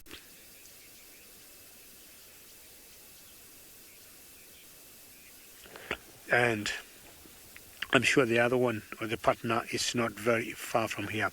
I think I'm doing too well on the birds now, and I want someone by the name of Tristan to tell us whether he's winning or losing searching for a leopard.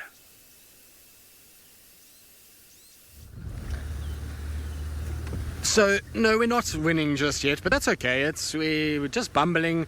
David and I are catching up on all things. We haven't seen David since the end of October, so we've been catching up about just kind of what he's been up to here and his leave and my leave and, you know, Mara and all of these kind of things, so it's been quite nice. We went and checked around again that Tambueti Dam area, no sign of any leopard coming back south over the cut line. And so now we've kind of made our way down towards Triple M, and there's a very good reason why we're at Triple M. Hopefully we'll be able to show you guys fairly soon. I see a few cars have been twisting and turning here, so I'm hoping that we will be able to show you what we are looking for.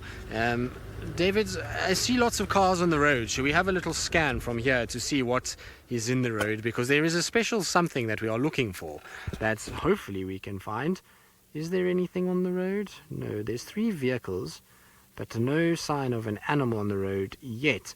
Now, what these 3 vehicles are looking for is something that is in a pack. So that should give it away. Is indeed we are looking for wild doggies that are about to cross over onto our side. Apparently, I got an update during the day today that they were on Simambili and slowly kind of had been heading sort of to the east during the course of the day, and now it sounds like they were very, very close to the sort of to the break, and so we're going to hope that they're going to come out. They might have crossed over already, which would be a bit sad because it would make it a bit tricky to find them. I was hoping to get here with all the cars because that's going to make life a lot easier.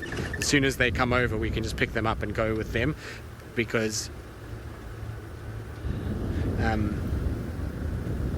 now I'm just trying to listen because I'm listening to the sort of updates on the dogs as well, but it sounds like they might have turned and gone back towards Arethusa, but let's just see. We're going to go just kind of slowly meander our way down to this kind of area and see. No news just yet. Anyway, well, careful, dung beetle. We're on a wild dog mission to try and see if we can find anything. But in the meantime, back you go up to the Mara with David. Maybe he'll have some luck with wild dogs of his own. I'm sure he would love to see them up there. Good luck, Tristan, and it's not be a surprise if you get the wild dogs. There's a little park, or one park I remember. Not sure the name was Invesic or something like that. Look, anyhow, I thought I want to do budding, and I'm not doing badly today. It's a pretty special bird here, and this is the southern ground hornbill. Thank you very much. Thank you, Luke, for reminding me of Invesic breakaway. Just like the Marsh breakaway, we have a pride of lions here that we call the Marsh, and we also have another group that's called the Marsh breakaway. And the ground hornbills do not break away from their parents. They remain or they tend to remain together. There's some of the birds I know stay together with the parents for the longest time possible because they spend about 3 years with their parents. Will you believe that?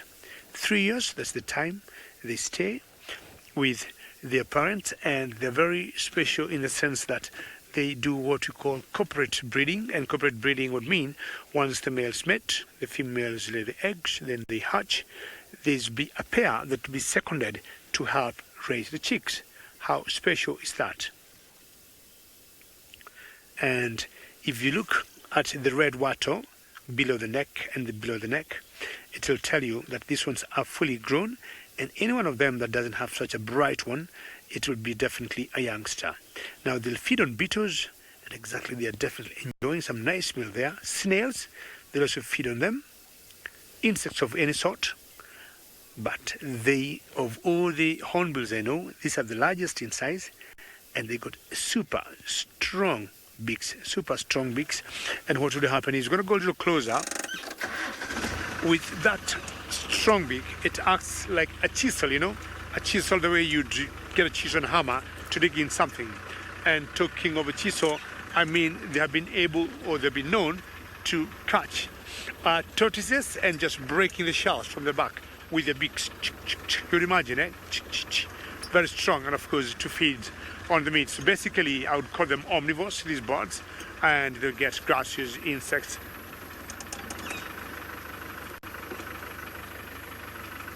Alex, how are you? And I decided to bring you a little closer to these birds and see whether we are going to tell male from female. Now, when you see like that one, Alex, I would say that one could be almost 100% male. But the females, they have the same color, but at the very base of the beak, there's a little bit of bluish in color. So that's how you tell male from female. The size may not help very much, Alex, but the males will have all red wattle, and the females, they have a little bit of a blue and purplish color at the base of the beaks.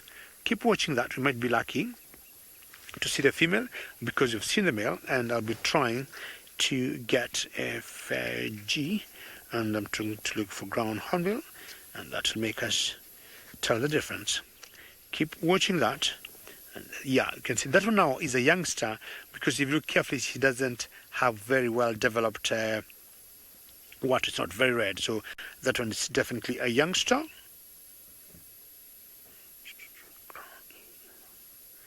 Alrighty. Always going in little groups. It's very difficult to see one, not like the Egyptian goose that we saw alone. As I said, they're very monogamous. You'll see them in twos.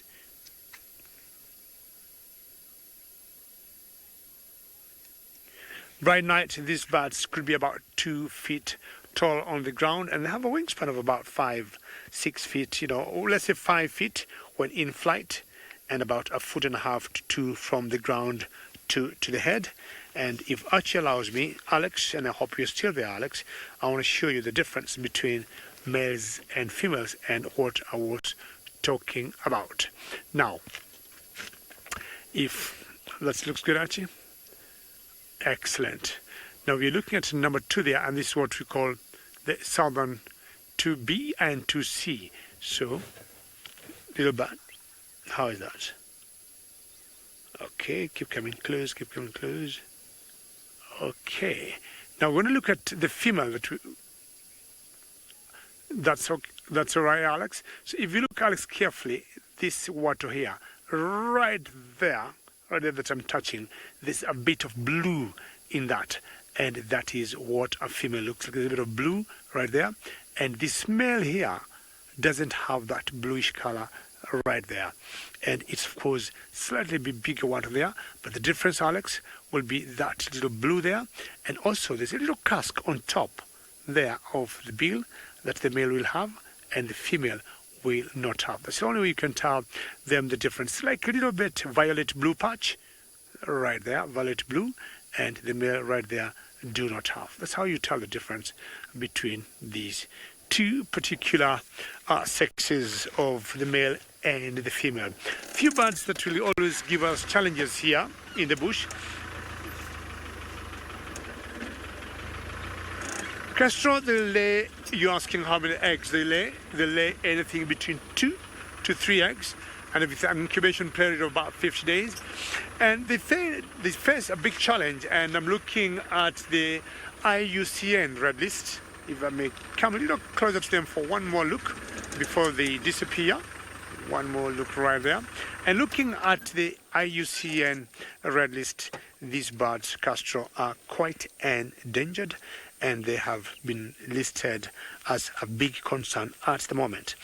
Their biggest concern at the moment is they are losing habitat, and there's a lot of logging going on, and they like using very big, old, very solid trees that are hollow to nest. And of course, unfortunately, if those trees will continue being brought down, it will become very difficult to see these birds, their numbers growing. I said earlier, it takes about 3 years for the chicks before they can leave the parents.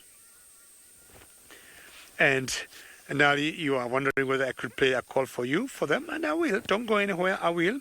And, so that becomes quite a concern, and hopefully the government will do something to make sure that that is contained, the logging stops. All right, ground hornbill. Where are you, ground hornbill? And this is the southern ground hornbill. Okay, now I hope you're there and you're ready to listen as you keep watching as I play this call for these birds.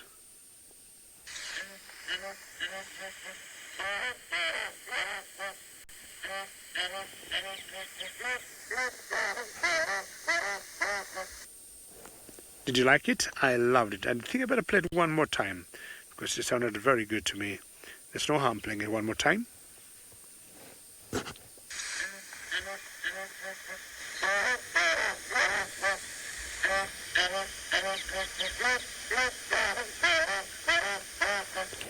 Excellent. Golly, I hope you got it. And I'll tell you something. Where I come from in my village, that particular call, and a much heavier one, the particular calls you'd hear from these ground hornbills, and you'd say 110% it is going to rain. 110%. And it would. And anytime I end up in my village, I don't have to see them. But when we hear them calling, maybe mid-afternoon, we are always ready either to look for umbrellas if we are going out. And if we are not, we'll always tell each other, guys, we need to get home early because we might get a storm. And surely, even today, we still get storms. We have sometimes called them our rainbirds or our weather forecast because it's a particular call they make much heavier than what you just had. And once you hear that, it rains elephants and not buffaloes this time, rhinos. All right. Time to move on, either to look for something big, as I've been doing, but I think I've been very lucky this day with lots of birds.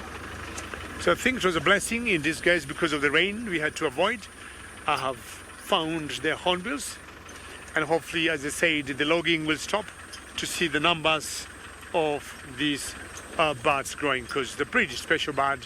And as I said, they are the largest birds that, coming or talking of the hornbills, they're the largest hornbills that we know of in the world.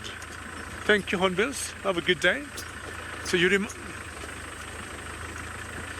can imagine the chicks staying with the parents for 3 years. That's a very long time, and that would translate, if the numbers are not growing, it becomes quite a challenge. Well, keep looking for maybe other birds or the bigger mammals as we take you back to Tristan to hear about his success or failures in looking for the dogs.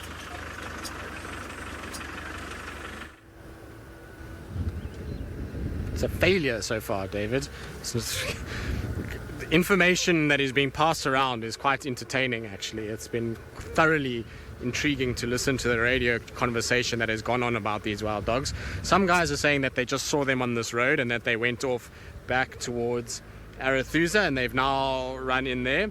Others are saying that they're resting 2 kilometers from us in Arethusa. Others are saying that they're in Arethusa Private, which is south of Elephant Plains and Arethusa. So unless there's about 5 different packs of wild dogs, it seems as though no one's actually got a clue as to what's going on. So we're just kind of milling about and just checking things out and seeing what's around. And we actually were marveling just now at a really, really kind of big flock of Amur falcons that had come past. They flew over. They didn't stick around long enough, unfortunately, to get them on camera, but there was a huge flock of them. There must have been easily about 150, 200 of these birds kind of going up and down, which was quite amazing to see. So really nice to kind of have that many around, and I've missed them. You know, so all the summer birds are here. I was just saying to David, European rhoda, woodland kingfisher, all the cuckoos that you can hear at the moment. So, you know, hearing the various cuckoo species again, it's really nice to hear all those things. It makes you feel like you're back home, that's for sure.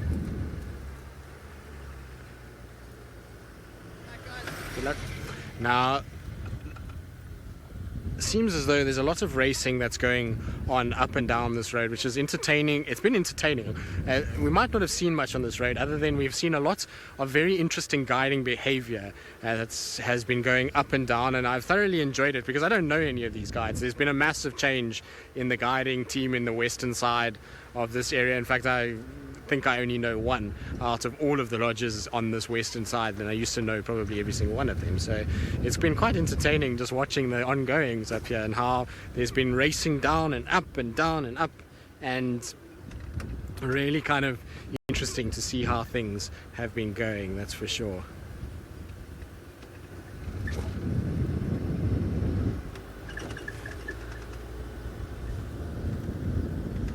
Right, so David was chatting about hardy-dars, and I've been reminded by Luke now. Naughty, I was told earlier about it and I forgot.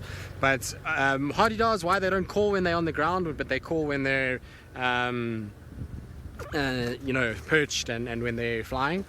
Probably, I mean, I don't know 100% why. I mean, I've got no kind of proof to this, but my imagination to this would be that given hardy-dars on the ground, there's going to be a lot more predators around. So things like a leopard or, you know, snakes or anything really.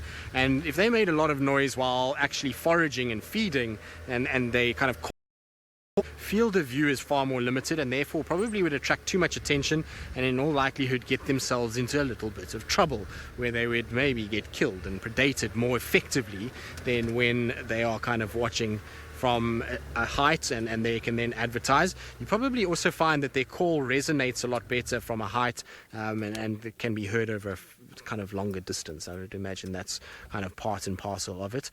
No, you two, don't look at me. You're supposed to carry on doing what you... There we go. So 2 young impalas having a little kind of push and shove, and full of the joys of summer. You'll find that a lot of the antelope get like this in these months.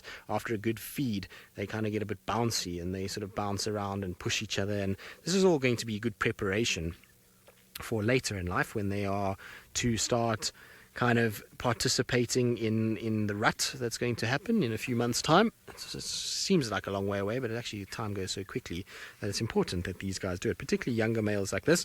Both of these males I don't think would have mated before. Their horn sizes are quite small, so I would age these guys at around sort of 3 to 4 years old, which means that they're probably going to come into their first kind of time where they're going to be successful enough to actually mate. And so they'll have to train those neck muscles, strengthen them up, practice technique if they are to be successful in acquiring some females of their own. And you can see it's very gentle at the moment. There's a little kind of jump into each other and a little bit of headbutt and a little bit of kind of twisting of horns, but really there's nothing too serious and sinister about it. It's not like in the rut when they really go after each other and will hit each other quite hard, and you can see horns breaking off and even kind of impaling one another. There used to be an impala, funnily enough, that walked around at Chitwa for a long time that broke both of its horns off, and the one horn broke off in the midriff of another one, and it was pretty sort of graphic. This poor impala walking around with this horn sticking out of its stomach, It was horrible. It eventually got killed and eaten. I can't remember which leopard got it, but one of the leopards got it. Ghost Rider, do the horns make a noise when they clash? Yes. It's that typical kind of horn noise. I mean, I don't know if you've ever heard deer or any sort of antelope fight with one another. I'd have to get two sets of horns to make that sound, because it's quite a tricky sound to make. It's almost a kind of, there's a hollowness to that sound, and you'll find that when they clash, you hear it quite nicely, particularly if you're close by, and if it's really a serious fight, the way that they hit each other really kind of gives you a lot of sound that comes out of it. So it can happen that you get a lot of kind of audio. Anyway, we're going to carry on. We're going to go try to see what else we can find. We're going to just bumble about, see if the dogs do come over. If not, maybe we'll go and try and again for Hasana. In the meantime, though, back to Sydney and see what he's been up to.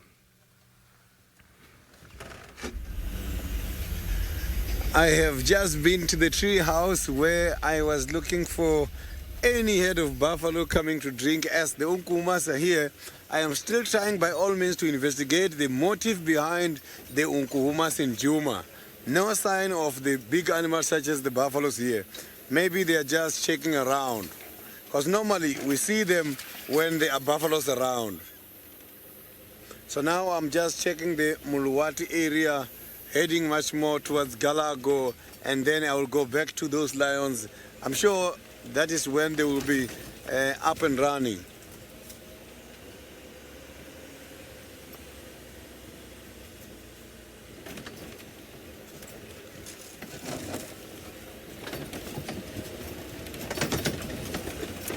So it's so very much quiet here, as if all these animals knows that these lions are somewhere here.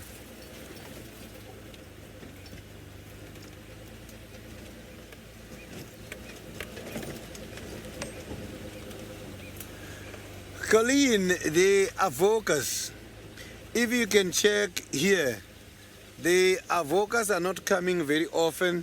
That's the first thing. The second thing is the mangeni males. This was about 3 months ago, if you can still remember. I was on a sighting which took place by the Torchwood, where we had the Unkuhumas feeding on a buffalo. And there was an avoca male who was very much protective against the male, and even trying by all means to charge and growl against the mangeni male. So the relationship between the avoca males and the mangeni males is not there. So I have seen the avoca male charging the mangeni male as he was trying to come in order to eat. And that we will see a lot when one of these females goes on heat. That is where you are going to see. Maybe it's when the avocas will get rid of the mangeni males completely.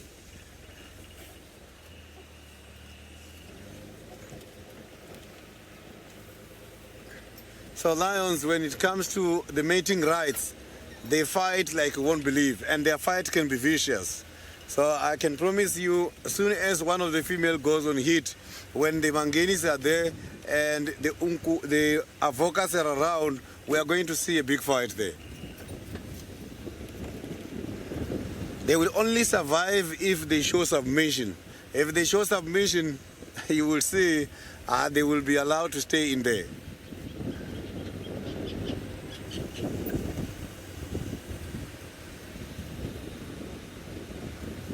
So now let's quickly cross over to David by the Maasai Mara.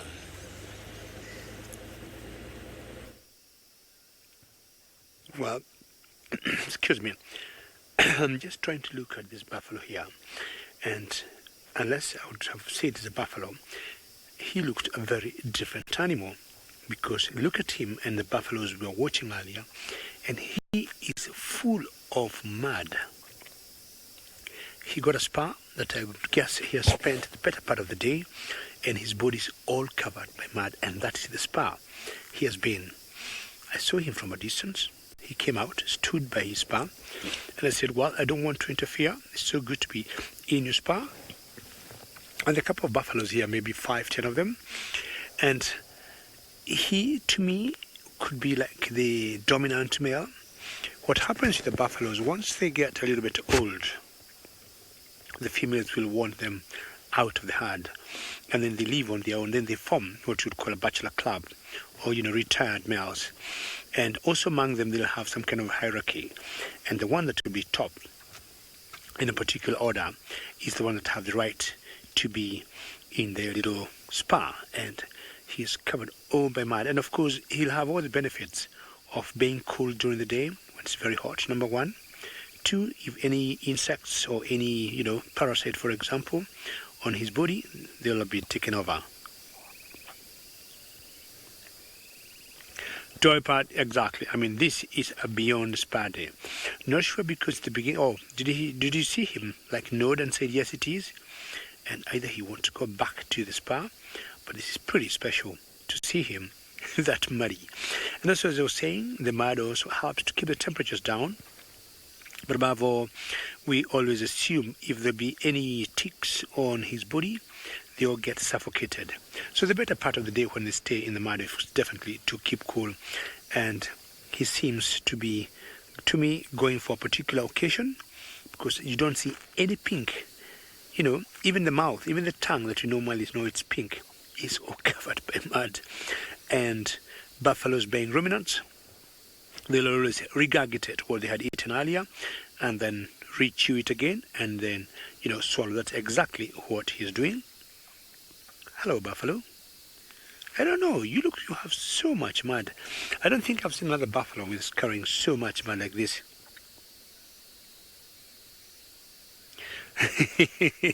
Babugal, you're making me laugh on the New Year. And should, the Marsh spread, for example, Babugal, where I am here, will they also eat the mud? I'll tell you what, they will eat it in default. But as they eat it, they will spit it. Because somehow, Babugal, they need to tear the skin. They need to get the soft organs. There's no way they're going to do that without getting themselves muddy. So for you to get beautiful, we have a saying here in Africa, for you to get beautiful, you must, or you to get something you want, you must get yourself a little muddy, little sweaty, little tired.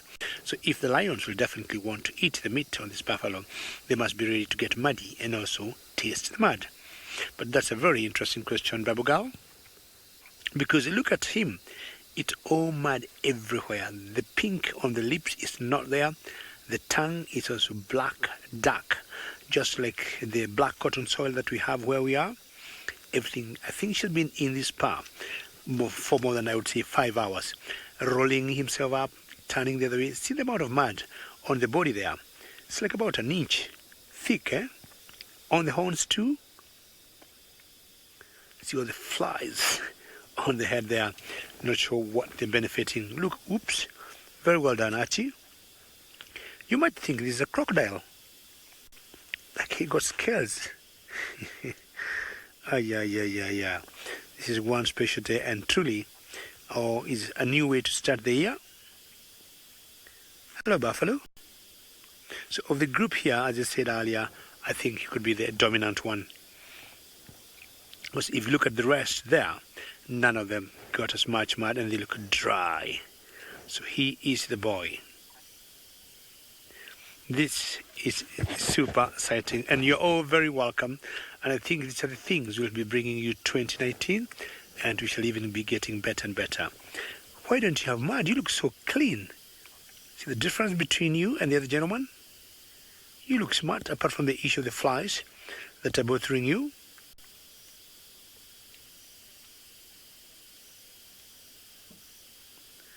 For me, I think, yes, when they're covered with mud, now they would be a bit different. Look now what he's doing now. And this is all clear indication, all clear behavior of the dominant bird. So what he's trying to show the rest, he's in charge. I think you've seen what they call the Zorros. Is it in Spain? When the Zorros go in the ring and they fight each other, you'll always see them first horning the ground.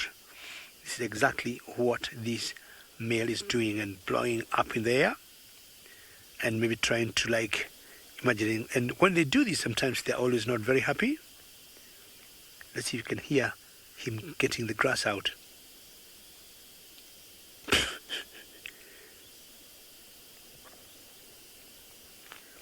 You buffalo, are you okay? Or you still got the hangovers from the New Year? It's 2 days old. But this is quite a great entertainment, eh? You see now he have wiped most of the mud from the head, and he looks a little different. And I think the reason for that is to reduce the amount of the flies that we saw earlier on the head. Now, on a dry head like that, without much mud and wetness, those flies will not keep irritating him. This is fantastic. This is fantastic. I want to ask Sydney if the lions that he has, the pride of Nokomas he has, whether they would eat the mud if they get a buffalo like this.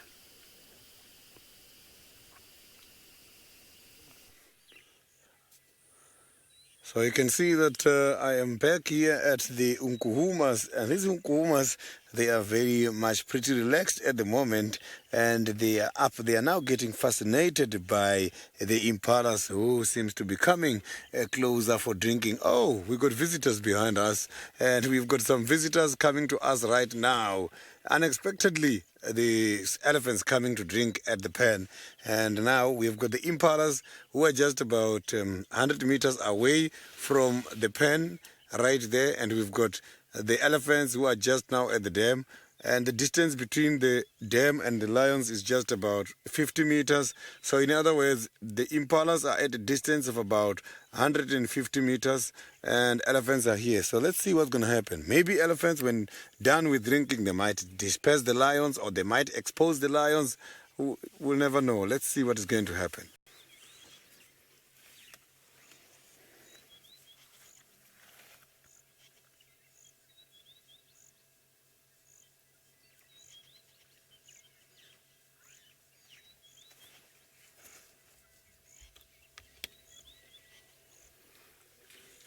So you can see now it's time for the elephants to have something to drink at the moment. So they're looking very much thirsty. The speed at which they were going when coming in here, it was so fast. So I'm sure the presence of the elephants might also give much more confidence to the impalas to come and drink, not knowing that the lions are here. Elephants it's very easy for them to detect the presence of these lions, because I can promise you these lions have got a very strong smell today because they were wet from this a little bit of rain we received earlier.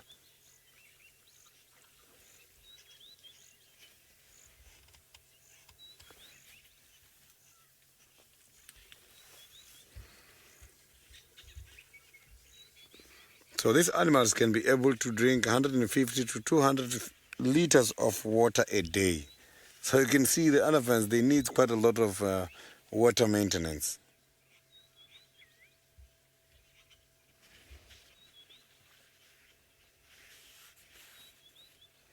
So they cannot survive without water. But that is also consisted of their diet. The elephants cannot survive without having a lot of water, because their diet is much more on the leaves, which are looking very dry sometimes, and they even eat the roots and the bark. You can see the bark is not smooth at all. So maybe that is one of the reasons the reasons why they've got to drink all the time.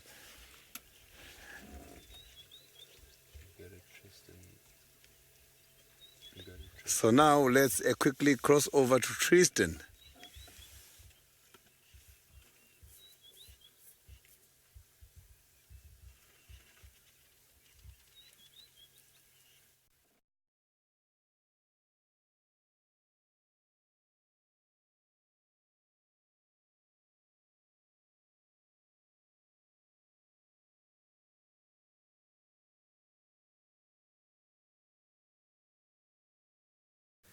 To be able to see him again, he's looking magnificent, and you can see he's doing a bit of scent marking.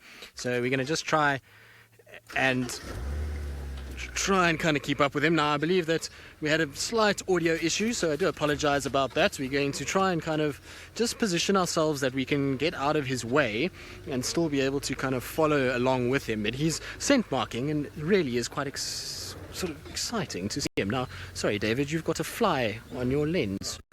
Very rude, but I've got rid of him. Don't worry, I took care of it, David. Got each other's backs here. Right.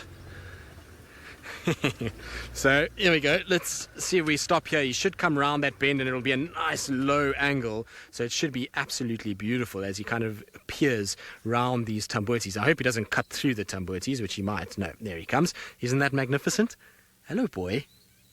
Oh, how I've missed seeing leopards in the Sabi Sands. It's amazing. These guys are seriously my favorite animal, and it's been a long time since that time.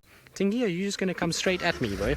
All right, we're going to have to do a little bit of cheeky maneuvering to try and get ourselves to where we need to be. He's kind of moving along the fire break. I'm pretty sure he's going towards Twin Dams. He's probably going to go and have a drink at Twin Dams. I was hoping that he would come this way because I thought he might kind of head southwards at one point. He watched a warthog run over the fire break, and that kind of looked as though he was going to watch a warthog go in that direction, and kind of he was going to do the same. But it seems now that he's going to kind of follow us all the way to Twin Dams, which is going to be very, very, very nice. How exciting is this? Very, very cool.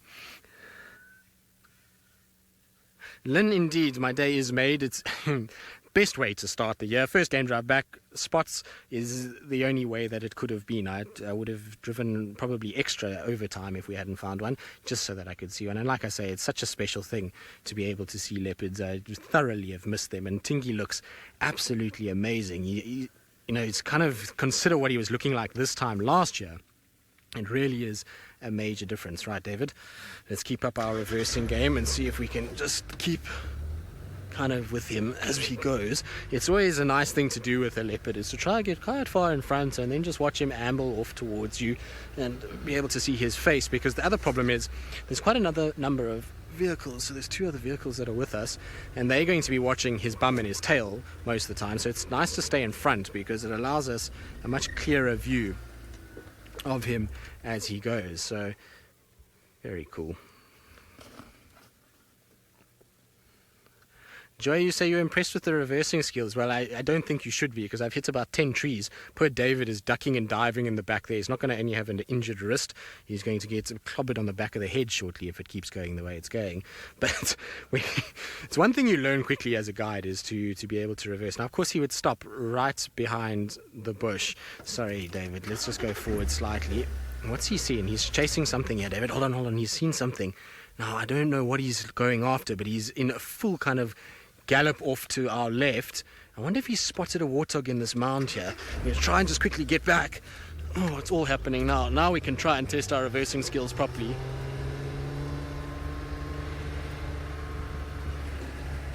You see him, David? No, I also can't see him. Warthog running behind us, apparently. So we're just going to turn in here quickly and just see if I can see where he went. He went after some warthogs. There was warthogs that kind of bolted behind us, and he was running after them. So the last time I saw him was coming across here. Oh, where have you gone, Tingy? The problem is that this is not a friendly area at all. And I would imagine he was still going to go after those warthogs, unless he got one to go into the mound and he's just stuck at the mound. I don't see him at all in any of this. But he's obviously hungry. I mean, you can see that he's looking like he wants food. Now I'm just stopping just to see. There he is. He's right in front of us here. He's coming back towards our side. So he obviously missed, unfortunately. Seems as though he kind of just saw warthogs and tried to sort of run after them. And I think what he was hoping is maybe there was piglets that were going to run back towards the mound and kind of go in a mound, and he can then dig them out. But they seem to have bolted, and you can see now he's kind of coming back the way he's just run, as if to go and check the mound that they were going into. And I wonder if, like I say, in that mound there isn't a little piglet or something that is there. Hello, boy. I suppose he could do with a meal. He doesn't look, I mean, he's not excessively thin by any stretch of the imagination, but he could do with a little warthog dinner. Oh, hello, Tingy. It doesn't get better than that when you get a leopard walking right past your car. It's absolutely wonderful. Right, what we're going to do is I'm going to just try and get round. Is he still behind us, David? He's still behind us, apparently. David says he's right behind us. Yes, he is right behind us, David. You were correct. We would have reversed over him if we had gone backwards. That would have been very bad. luckily we didn't reverse over him, and so all is good. And while we kind of reposition and try and see if he goes back towards that termite mound, let's send you back across to Sydney, who's still with some ellies. You can see now that the elephants are just about to approach the thick bushes. They're done with drinking at the moment, and this is going to be the disappearance of this beautiful elephant sighting. Look, the little one is trying to exercise some powers by trying to lead there, and well protected in the middle. Can you hear some of the francolins are calling?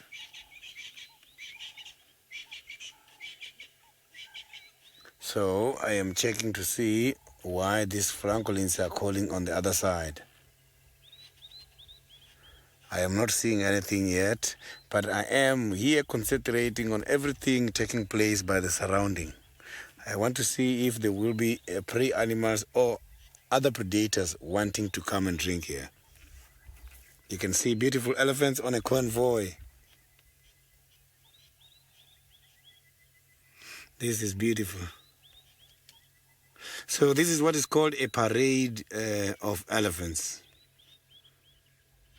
So a group of elephants, we call it a herd, is also called a parade.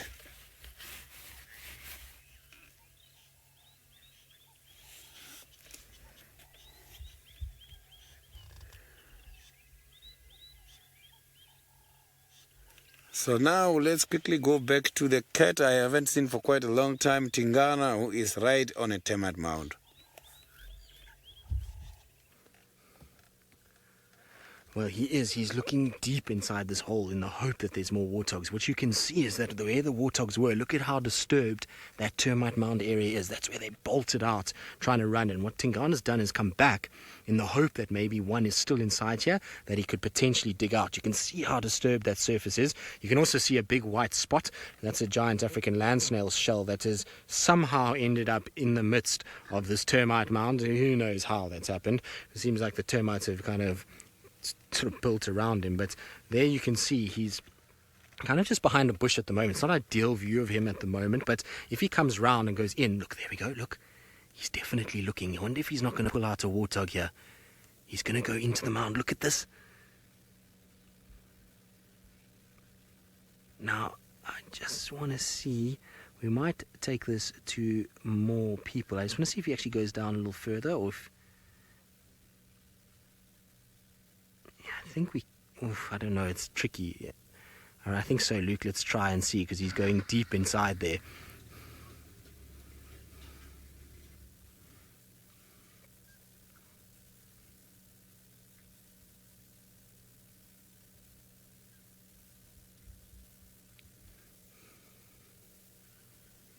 Well, good afternoon, everybody, and welcome to South Africa. As you can see, there's a tail that's sticking out of a hole in a mound, and it's a very exciting tail because, well, it's a leopard's tail, and that leopard has just gone down a mound and is looking for warthogs. We saw some warthogs run from here, and we think there might still be a warthog inside there. My name is Tristan. On camera, I've got David this afternoon, and we are coming to you live from South Africa. So remember, you can ask any questions that you have. You can just post them in the comment section below, and we'll try and get through as many as possible. But it's very exciting because leopards will hunt warthogs like this regularly. What they do is, if they get a warthog stuck in there, they'll then go down and they'll try and get it. And you can see, look how he's getting deeper and deeper. He's almost disappearing down that hole as he tries to crawl in to get to where these warthogs are trying to hide. They're going to back themselves as deep into that hole as possible, particularly if it's little baby warthogs. They're going to try and get into the smallest little nook and cranny so that they can try and hide out from this leopard who's going to dig and use his claws and his paws in order to try and get something. Now, I'm going to take this opportunity just quickly to try and move, because the way he's gone in there, we're not going to get any view of him unless he comes kind of barreling out. But it's pretty incredible how deep he's gone in there. Generally, what you'll find is with leopards and warthogs is that a leopard is generally very shy of going too deep into a warthog burrow because it's nervous of the tusks that warthogs have. Warthogs have very big tusks, and they can be sharp, especially the lower ones, and they can then do a lot of damage to a leopard, and so a leopard has to be very careful. But I'm amazed that he has gone as far down as he is now. I can't see him at all. I mean, you guys also can't see him at home, but even from here, the angle that I've got, I can't even see his tail, which means he must be deep inside there, and we'll hear if he gets hold of one, because unfortunately warthogs do make a lot of a sort of noise, and they scream when they get picked up by a leopard. And so if that does happen and you are squeamish, it's probably a good thing to probably look away. But I do warn you that it will be very noisy if he does get hold of one. Even a little piglet itself, it's going to make a lot of noise if it gets caught, unfortunately. But what you can see from this edging of this mound is that probably what was happening is these warthogs had been out during the course of the day, they'd eaten, and now it's starting to get to that sunset time here in South Africa, and they've probably gone towards this sort of mound where they're sleeping, and they're using this as a place to rest. Oh, there he comes. Was there nothing inside? Obviously there were no warthogs left, but how he's turned around inside there is absolutely amazing. It's ridiculous. He went in the opposite way around and kind of came back out. Tingana, what are you doing? Now, Nina, how deep this termite mound is? Well, deep enough to fit an entire leopard, that's for sure. So he was all the way in. You can see his tail's all dusty, and it's a biggish mound. I would say probably if I had to stand there, I'm about 6'2", and it would probably be about a meter taller than what I am. So it's a quite a big mound, and it would go fairly deep, a lot deeper than you think. And it's, I mean, like I say, if you can get a whole adult male leopard down there, it's a fairly kind of deep mound. Now, he still looks as though he wants to get in. You can see he's salivating a little bit as well. Now, that will also be because he's just expended energy. He tried to chase after the warthogs. He's gone into the mound itself, probably very hot inside there, which is causing him to pant quite excessively. And that panting is going to cause a bit of saliva to form. But it's funny because his tail is completely dusty. If you look on his spots and his rosettes, you can see all the dust from where he obviously was trying to turn and scraped his tail against the side of the termite mound. But I don't think there's anything inside there. We would have heard something. It's something that, you know, if there had been a warthog in there, we would have heard a lot of shuffling and we would have heard noises coming, and we didn't hear anything at all. Now, Elaine, you say you've never heard of leopards doing this. Well, leopards actually do this quite regularly, particularly big male leopards. So what you'll find is that they know that if they can get a warthog inside here, particularly baby warthogs who haven't developed tusks yet, well, they can't go anywhere, and so it makes it a much easier way for them to get down and get them. And this time of the year, there's a lot of baby warthogs that have been born over the course of the last few months, and so that's what they're aiming for. A big adult male warthog or an adult female, that's quite dangerous, and you'll find that they don't really like to go too far in. But if he saw a little baby go in there, well, that's why he's now gone all the way in to try and do it. And it's not often that you actually see them disappear completely. Generally, they just kind of stick their nose in for a little bit and sniff about and try and kind of listen. But sometimes you'll find that they go in all the way. Here we go. Now, he must hear something in there. Maybe there is a little baby that is inside there that he's trying to get to. But look at that. Now, sometimes what you'll see is they actually start to dig. They use their claws and they'll scrape and kind of try and excavate out to get inside. Now, Casey, you say he's beautiful. Well, he is. He's an incredible example of a male leopard. He is a huge, big male, big dewlap and head. And he's kind of at the sort of latter end of his life. He's a sort of 12-year-old male. Well, we think roughly around 12 years old. We don't know for sure because he wasn't born in this area. But we think roughly around that age. And so that's getting on for a male. And this time last year, he was actually not looking good at all. He was very sick. He was thin, emaciated, and he looked as though he was on his last kind of legs. And then he just bounded back through the course of the winter, and he managed to kind of get his condition back. And now you can see he's really back into his prime, and he's looking absolutely magnificent. And it's important because, well, he's got a number of cubs that he's trying to protect in this area. And if he goes away, then those cubs are going to be very, very kind of, well, they're going to be in a lot of danger. So it's going to be interesting for him. He needs to hold on probably for another few months, especially for the one cub that we see here, and for his son as well. Terry, you've joined us a little bit late and you're not sure what he's in the hole and why he's in there. Well, Terry, if you look on the edging here, there's a lot of disturbance of the mound. And so what was here was a whole bunch of warthogs, a family of warthogs. Some of them bolted off and ran away from where we are at the moment, and what we think is maybe one went back down, particularly a young one. Sometimes what you find with warthogs is that they get a little bit nervous, and they, particularly young babies, and they're not sure what to do, and so they then will just try and get down into a place where they feel relatively safe, and they'll try and hide out there and wait.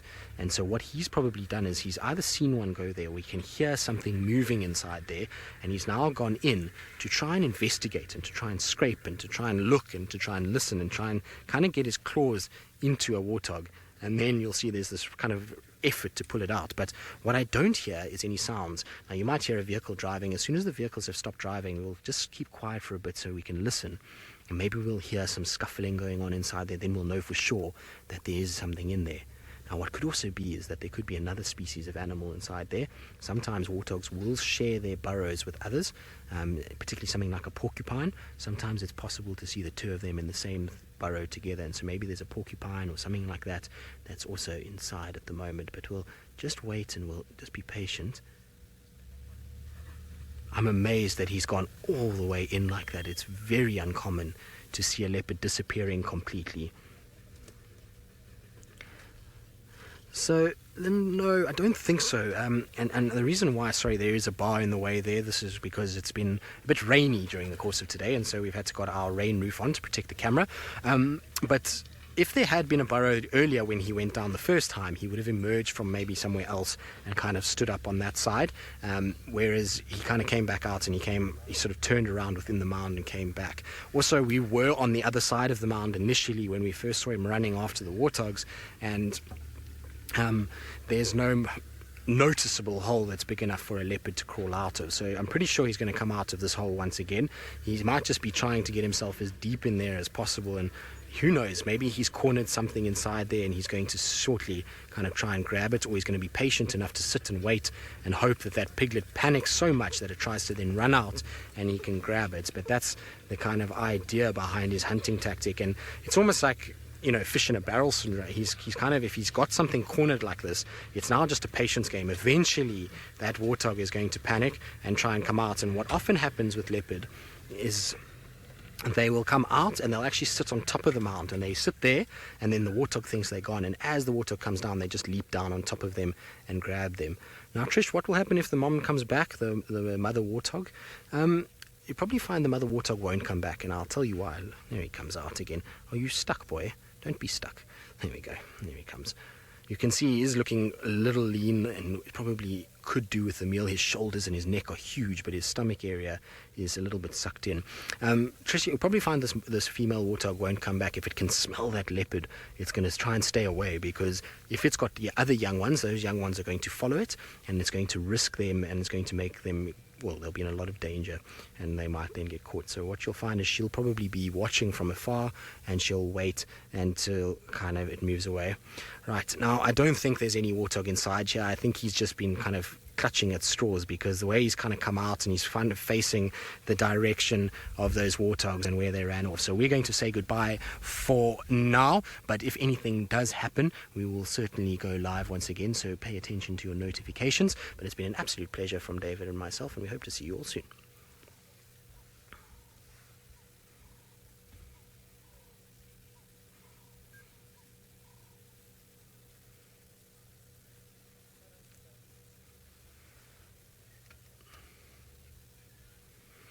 Wow, how amazing is this? I mean, he's gone completely submerged in there. He's a diving cat today, and I'm not sure I would want to go down into a termite mound like that and kind of go through. I mean, we've sent Ronald inside one of these, and that was creepy enough. I wouldn't want to go head first down into a termite mound hole, particularly where there's evidence of warthogs. It seems like a foolish move in many respects, but we don't know what Tingana saw. We only just saw a flash of warthogs running behind us as he ran this way. So, like I say, there could be a small baby inside there. There could be a mongoose. There could be anything that's catching his attention. It's why he's kind of sitting here and really sort of taking time to focus on what's going on. But isn't he magnificent?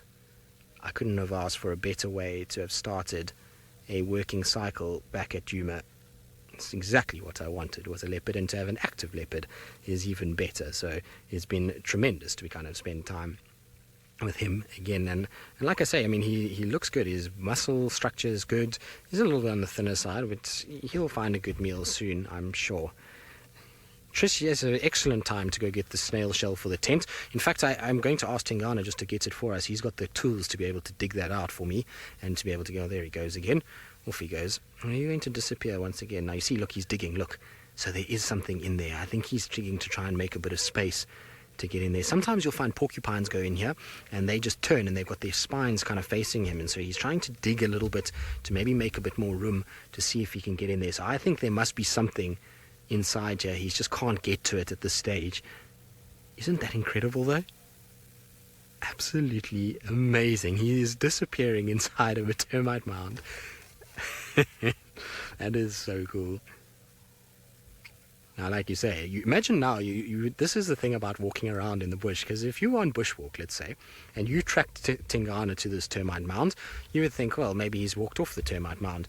Little would you know that he's actually inside, and it gives just to show you just how careful you've got to be when you walk around termite mounds. I remember having a tracker when I first started who gave me an absolute kind of lesson, I would say. He shouted at me because I walked up to the sort of opening of a termite mound, and he told me, you never ever do that. If you're going to walk on a termite mound, you always try and walk in a circle around it, and then you always walk from behind the hole up onto the top if you can't see anything from there and you want to see the top of the mound and just scan around. So you never just go straight up to a termite mound, because you never know what's lying on the other side, and on top of it, what's going to be inside the mound itself that could come bursting out. And he wasn't so sort of scared of leopard, he was more scared of warthog and particularly black mambas that often use termite mounds as well. So he gave me an absolute bollocking about it and kind of just told me, you don't do that at all, and you know this is how you do it. And so it's always good to spend time with very experienced trackers, because they'll teach you all these little things. And like I say, I mean, you would never know there's a leopard here. You could drive past this termite mound right now and you would have absolutely zero idea that a leopard has been sitting here, and you would think that there's nothing at all in the world going on. But meanwhile, there is a big male leopard hidden inside there, which is absolutely incredible.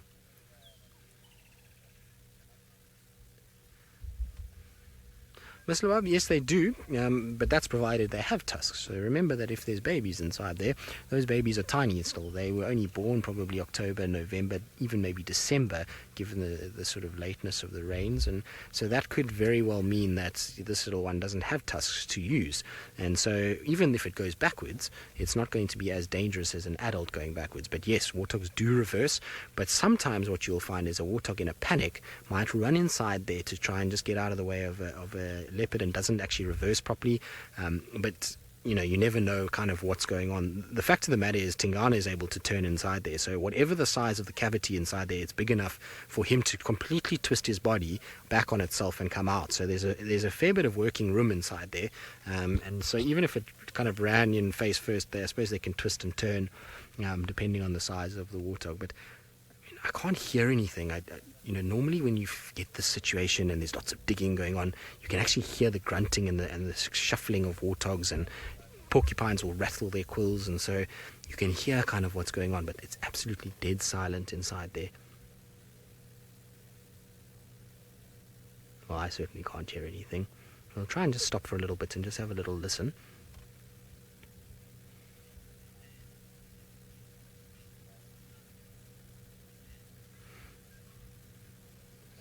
No sound of anything.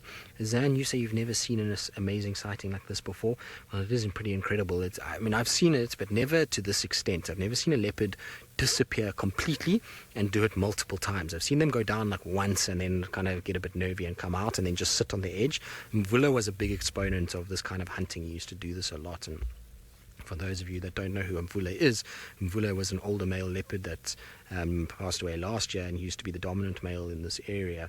And he used to hunt like this. He used to often go into mounds, but very seldom would he disappear completely where you wouldn't be able to see him at all. And so this is quite unusual. But what I think is actually happening is I think Tingana's gone down, can't get to it, and because of termite mounds and the way that they insulate it, gets very warm inside there. And I think he's getting too hot, and that's why he's coming up for air and to cool down a little bit and then back down again. Maybe that's what's happening. Maybe he's also trying to figure out a way how he's going to actually get to whatever animal is inside there that he's trying to kind of go after. But whatever it is, it's really intriguing behavior, not something that you're going to see very often at all. Like I say, in 10 years or almost 11 years of guiding now, there's going to be, I can count on one hand how many times I've seen a leopard disappear down a termite mound like this. You very seldom will see it from females.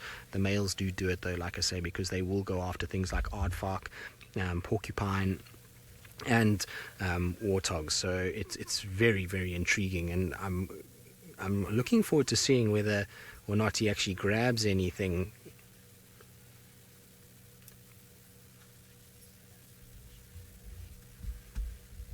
So MWYM, termite mounds essentially are made of three things. They are made of soil particles that are excavated by the termites themselves. Those particles are then mixed with saliva and feces of the termite, and that then creates a almost sort of rock hard kind of solution that then gets packed on it, and that then dries with the sun and it becomes incredibly hard. So an elephant will stand on top of that, no problem, and it won't break. You'll get crumbling, and you'll get, because of the nature of the particles of soil. No, millipede, you're not allowed to do that. There's a millipede pooing on my dashboard. Look here, how rude is that? Look at it's pooing on my dashboard. That is not acceptable, millipede. Just because there's a leopard that's stealing the show, you may not poo on my dashboard. Now it's kind of stopped mid-poo. It's now thinking to itself, what am I going to do? They've caught me. I'm on camera mid-poo. This is awkward. A little baby millipede as well, so not acceptable at all, is it? I don't think so. I think it's very rude if they do that. But so what we were saying earlier, there he comes again. Still nothing in his jaws. Tingy, you can see he's struggling to get out, so it's obviously quite tight in there. And you can see, look at how he's panting now when he comes out. I think it's very hot for him in there, and that's why he's kind of coming up just for a bit of air and just to try and kind of get that core body temperature down again. Lots and lots of panting to try and just kind of get everything sorted. Right, well, we're going to sit here for a while. We're going to see what Tingy gets up to. Hopefully he's going to find a meal down this hole eventually. And while we do that, let's send you back across to Sydney and the Nkuhuma Pride and see if they've woken up.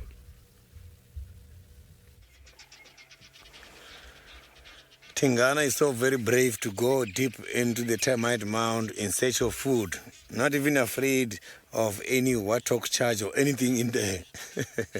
Yeah, that shows a sign of bravery. You can see I'm still here with the lions, those who are normally hunting as a group, and here is by the Terrapin, and this Terrapin is the one which is catering for quite a lot of animals when it comes to the water, early morning, late afternoon, and during the day. But today there was not much activities. Only those big ones, such as the elephants, who are not that nervous, came to drink. The rest of the animals, impalas, they picked up the presence of the lions. The smell from where I am, I can get it nicely. I can promise you, animals that are crossing very far behind us can smell these lions. Maybe that is why they don't want to even hide behind trees. They're just lying there. They are by the open space. You can hear the squirrel has been complaining a lot. Maybe it's about 45 minutes now. The voice is even dying for that squirrel.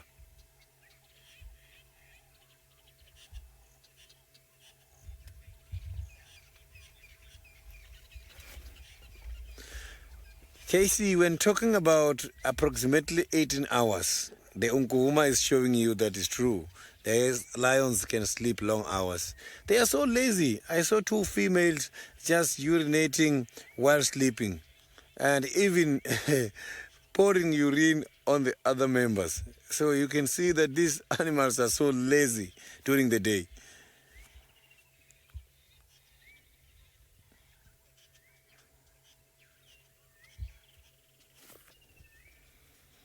So you can see that is one of the Mangeni males. You can see that some of the ribs, you can see them there. You can even see the bones at the back. You can see that they are not in a very good condition as a result of that disease, the mange.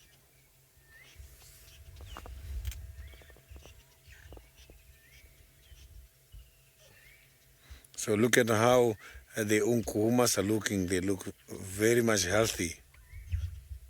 So it's very much easy to distinguish between these two if you are a regular viewer. But to the new viewers, I'm sure it's difficult because they never saw the mangeni or the unkuhumas before. They're just seeing them as part of the unkuhumas.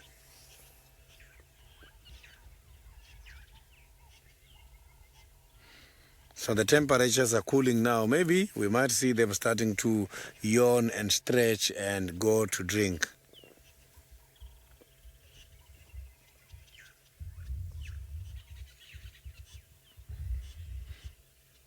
So that is the first one, which is showing the movement at the moment.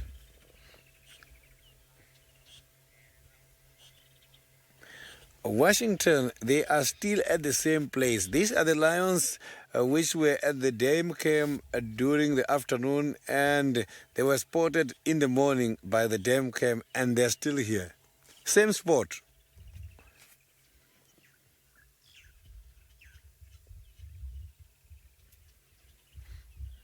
I was checking the tracks earlier here. They did not even go and drink unless they went here on top of the grasses, but I'm not seeing any clear tracks showing that they woke up earlier and went to the waterhole.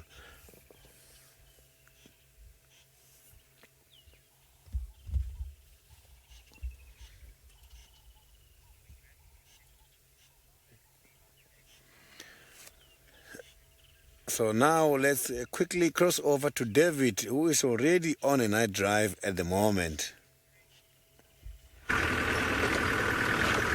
Well, the Nukuhumas don't sound to have done a lot, but I think Tingana might, at the end of the day, give us wonderful entertainment at the beginning of the year.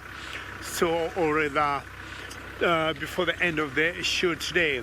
Well, it's already dark here, as you can see. In Kenya, we are 1 hour ahead of South Africa.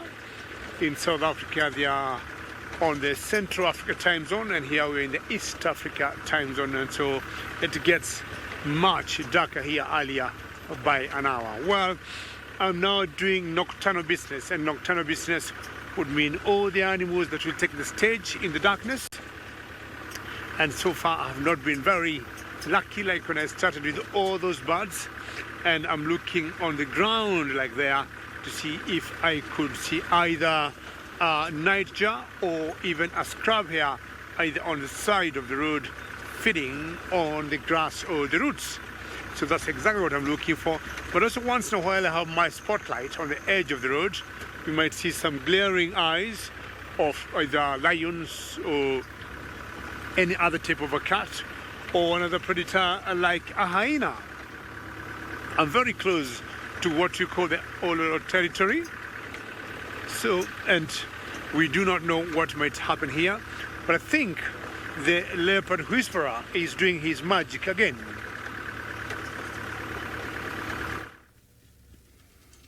Indeed, because we've now got Tundi on the scene. It's so cool. How's this? We've got 2 leopards, which is amazing. So Tundi's now talking to Tingana. He's watching her. Hello, girl. Oh, I'm glad to see you. It's been so long since I've seen you. You're looking very good. Listen to her talking to him. So those soft contact calls are just to tell him I'm not a threat. And there she's just doing a bit of chuffing. Now it's going to be interesting to see if he follows her or what she does. Now she's moving off and she's talking and she's actually trotting now. I wonder if Tingana's going to follow her, and I wonder if Tlalamba is not around as well, because she's chuffing quite a bit. And here he comes. What will be interesting also is that she should theoretically, so a while ago I thought that she might be pregnant. She had this kind of swell on her belly that was really odd, and it looked almost like she was pregnant, but obviously time has passed now and it can't be the case. So I suppose she's got to come into an estrus cycle at some point, which would be intriguing if that's what's happening, because she kind of chuffed and then went trotting off in a very kind of flirtatious manner, which I suppose is sometimes the way that they do these things. Now she's running behind us at the moment, quite a long way, so Tingana's going to sniff. Let's just try and catch up with Tundi, because he'll keep up with her. So I'm just going to reverse quickly and try and just see. I'm going to have to go over a big tree quickly. I don't know why she would be running otherwise. I mean, she knows who Tingana is. Obviously, she's mated with him a number of times, come across him many times, and we've seen the 2 of them together quite regularly, but she's just kind of bolted off quite quickly, and she ran sort of away from him. And I wonder if it's not because suppose Clalamba could be here as well, and she's just a bit kind of nervous. This is so cool though. Where did she go? There she is there. I can see, oh, there's a hyena there as well. That's why she's run off, is because there's a hyena as well now. So we've got 2 leopards and a hyena that's coming through. So Tingana's behind us. Now where did she go? There's the hyena there. I don't see her anymore. So I'm just trying to spot where she's gone. But she ran off this direction, and then Tingana's got his nose down, kind of moving this way as well. There goes the hyena disappearing into the thicket. Tandi, where are you? Oh, she can be elusive when she wants to be.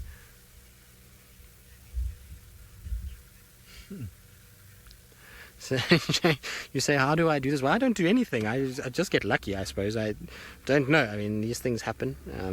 Yeah, just luck. I mean, we were just sitting there. And it's funny enough, I was saying to David, I said, there was squirrel's alarm calling. I wonder if there's not another leopard here.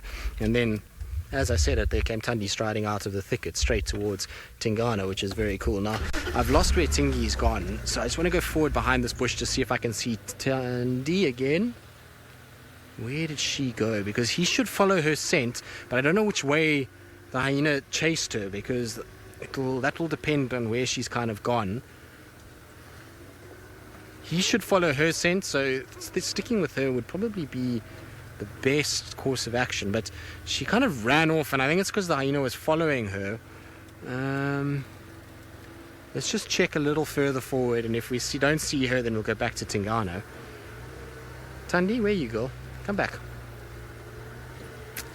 Oh, how exciting is that? So cool. Oh, it's good to be back. I thoroughly enjoy spending time with these animals. It's not going to be like this at all, of course, over every single day. It's summer now, so, you know, these kind of sightings are incredibly rare to have multiple leopards, but to have it on your first day back is a pretty good sign. I think that it's going to be a very good 2019. Well, I hope so. David, what do you think? A good start, eh? Convinced? Yes, I think so too. I wonder if that hyena didn't push her further back northwards. I don't see her on the southern side. I would have thought maybe she would have trotted and stopped and then turned her kind of attention back, but I don't see where she's gone. So maybe the hyena pushed her further north into this thicket. It's getting quite gloomy now, so it's that time of the day where leopards just start to really kind of disappear altogether, and it becomes seriously tricky to actually spot them. But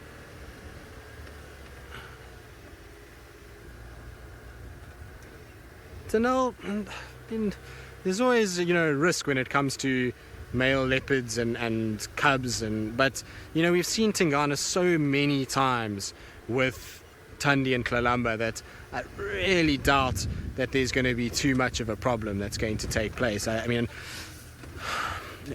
you're never 100% certain with any animal, let's get that right, but I would be shocked if he went after her. I mean, I've seen the 2 of them nose to nose before, kind of sniffing about, so, you know, that to me indicates that he's generally kind of quite all right with Clalamba. Now I'll just come to this other vehicle, because this is the last place we saw Tingana. Now the hyena's even gone down into the mound and is having a little look around.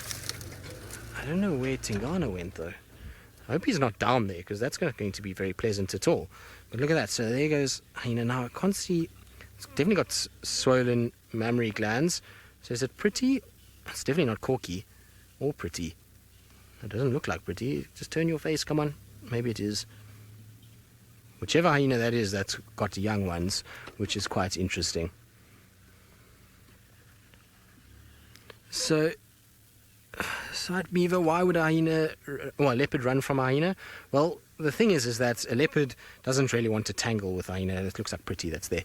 It doesn't want to tangle with a hyena because a hyena's got much stronger jaws and has got a serious amount of bite force. And so tangling with a hyena is only going to result in getting a nasty bite and probably a very nasty wound, which to a leopard can be almost fatal. You know, remember that they don't have a pride like the Inkahumas, where they can rely on one another to help each other out and to be able to try and kind of figure out what's going on and be able to sort of look after that one while it's injured or sick. And so they have to be able to try and kind of hunt for themselves. And so fighting with hyenas just is a silly idea. A hyena is a very big, bulky animal and quite sort of strong, and so it just seems senseless really to go for the unnecessary risk, and that's why leopards will rather move off than try and kind of fight with them.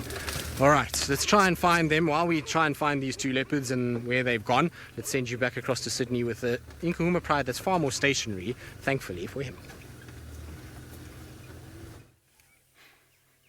So you can see that now the lions are starting to move. Oh, look at that one doing the flamenco. So that is to gramise. It's taking the information from the air particles to the roof of the mouth, where there is a special organ called the Jacobson organ, and then information will be transferred to the olfactory nerve, which is connected to the brain called hypothalamus. Hypothalamus will then inform this lion about the age of the one who marked the aggressive status and the reproductive status. This is all part of what is called olfactory communication. It's a communication which takes place from the secretion of various skin glands, including urine and droppings. So you can see they're all now doing the grimace because they're using some of their facial glands to mark against that tree there.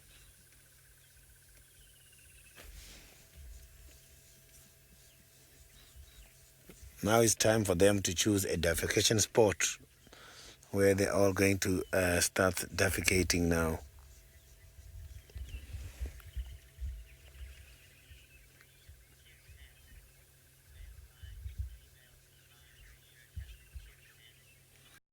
So here, when checking, because of the competition, there is you find one dominant male in charge of about 5-6 females. But the number of ratio is determined by competition. If competition is not too much, you find one male in charge of quite a lot of females. Sometimes can even be less.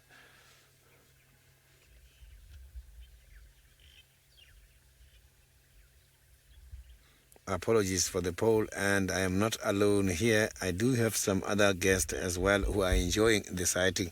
I'm going to have to reposition now and see if we can have a better sighting. Because I can see that now they are moving much more towards this side.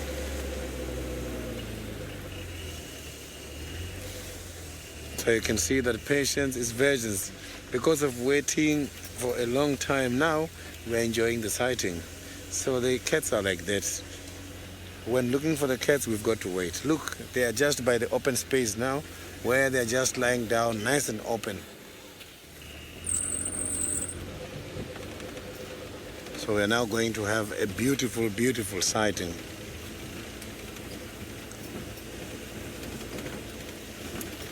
They are right at a very big, big open space. And this is amazing.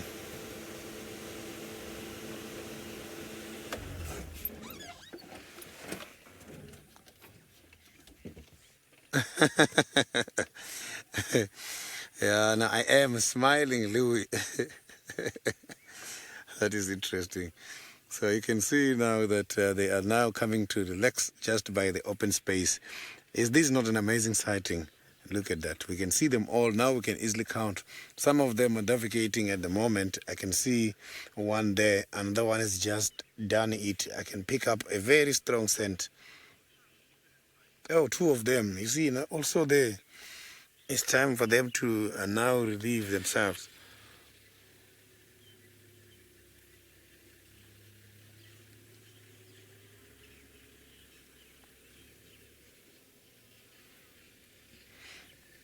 So you can see that the Nkuhumas are not here. If they're not here, then it's a sign that the females, they are not yet on hit. Soon as they become active, you will see they'll come here.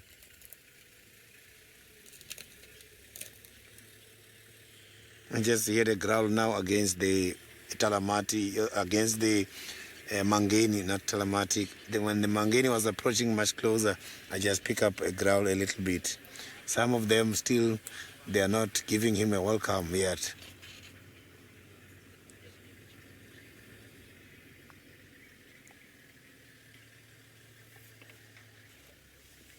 You can see there's a big difference between this mange and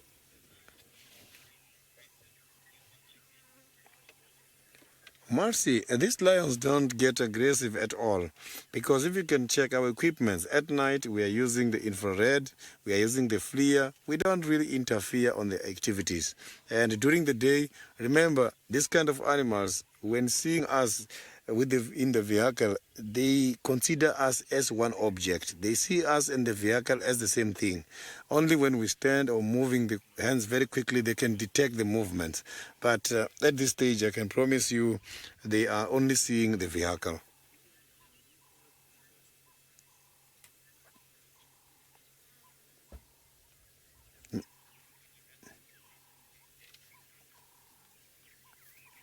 So now let's quickly cross over to the Maasai Mara, where David Gatamba Gitu is witnessing a hippo out of the water. Well, the Nkumas are on the move, and the rain here is on the move, and this hippo doesn't seem to be shaken by the rain. I'm sure you can see all the drops that are coming. We're having wind blowing our car, we're having dust being blown from the ground, and some raindrops just falling. But this hippo here is pretty hungry. I'm sure on your screens you can see how the rain is falling here, and we had very high temperatures when we started earlier in the day, and I was telling Archie there could be a possibility of us getting some showers because it was also very humid. Now, hippos spending the better part of the day in the water. When they come out, they're not going to compromise eating grass, even if it's going to rain. And that's why this youngster here is not even worried or concerned of the rains that are going on. Well, you see our hippo looks normally black because we are already in infrared. As I said earlier, in Kenya we are 1 hour ahead of South Africa. And this, hello there, this is not the typical colors that you know of hippopotamus, how they look. Remember, our drive is always very interactive. Straw hat, you say, such glorious rain. I wish you could get a straw hat or some umbrella of some sort, because it's such a blessing for us to get the rains. We have had 3 weeks previously of very heavy rains, and they just stopped. This is going to be the second week without rain, but I think they're just coming back, and it seems they're getting heavy and heavy. We might be bringing our flaps down because we do not want to spoil our equipment here, and we might have to move away from this hippo and maybe be doing that.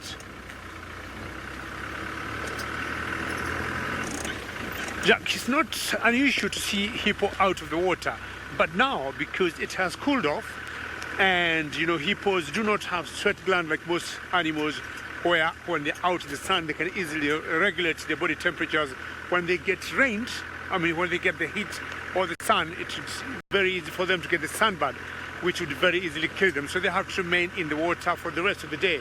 But once it cools off, sunset goes, then that's when they come out, like now. And that particular one, and of course many others, may stay out the whole night feeding, and come early morning, 5-6 o'clock, they'll be heading back to the water.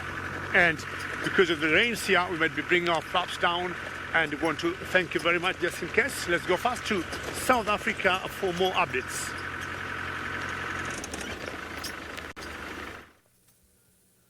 Well, good luck, David. Those Mara rainstorms are always quite something, and to negotiate them is not easy. So we've managed to kind of catch up with Tingana. No sign of Tandi. One of the other vehicles said they saw her running south towards Gari Main, so we're right on the southern boundary at the moment. And we haven't seen her kind of come back. We can't hear her calling anymore, and he's not calling at all. So Tingana's not sawing or chuffing or anything like that. There's a few hyenas that are milling around on either side, and so he's just kind of up and is quite alert and sort of watching. I'm trying to keep an eye out kind of all around us, but we're in quite a dense, thick area, so it's going to be very tricky in this light to see a leopard coming. You'll only find a leopard kind of emerging from this thicket very close to us, and so that's probably what, if Tandi does return, it would be really kind of last minute that we would probably see her. I don't think we're going to kind of see her coming from a long way away, and the hyenas are milling around quite a bit. So like I said, it looked like Pretty, that was up on the mound itself, and I've seen what looks like two of them that are around, so maybe Corky might be with her, I'm not sure, but they're kind of around at the moment and sort of just doing circles, and I wonder if it's because maybe they've obviously scented Tundi this way, and they've scented now Tingana, and Tingana going in and out of that mound. Maybe they think that there might be a kill here, and they're just kind of circling around trying to pick up any sort of scent, and that's why Tingana is quite alert and awake. Paula, I don't think so. Here comes the hyena. That's why he's growling at the hyena. What are you wanting? Tingy's not very happy with you. Are you going to come past? Hello. Can you hear him snarling? Now you can see he just gives way, so he's not being aggressive towards the hyena. The hyena's not too aggressive to him. He's just kind of might go up the tree. Just watch there, Dave. No, the hyena, if the hyena had taken 2 more steps, I think he would have gone straight up of that marula. I'm just going to go back for David because it's not very easy for him at the moment. Now, what was my train of thought there, David? What were we talking about before the hyena arrived?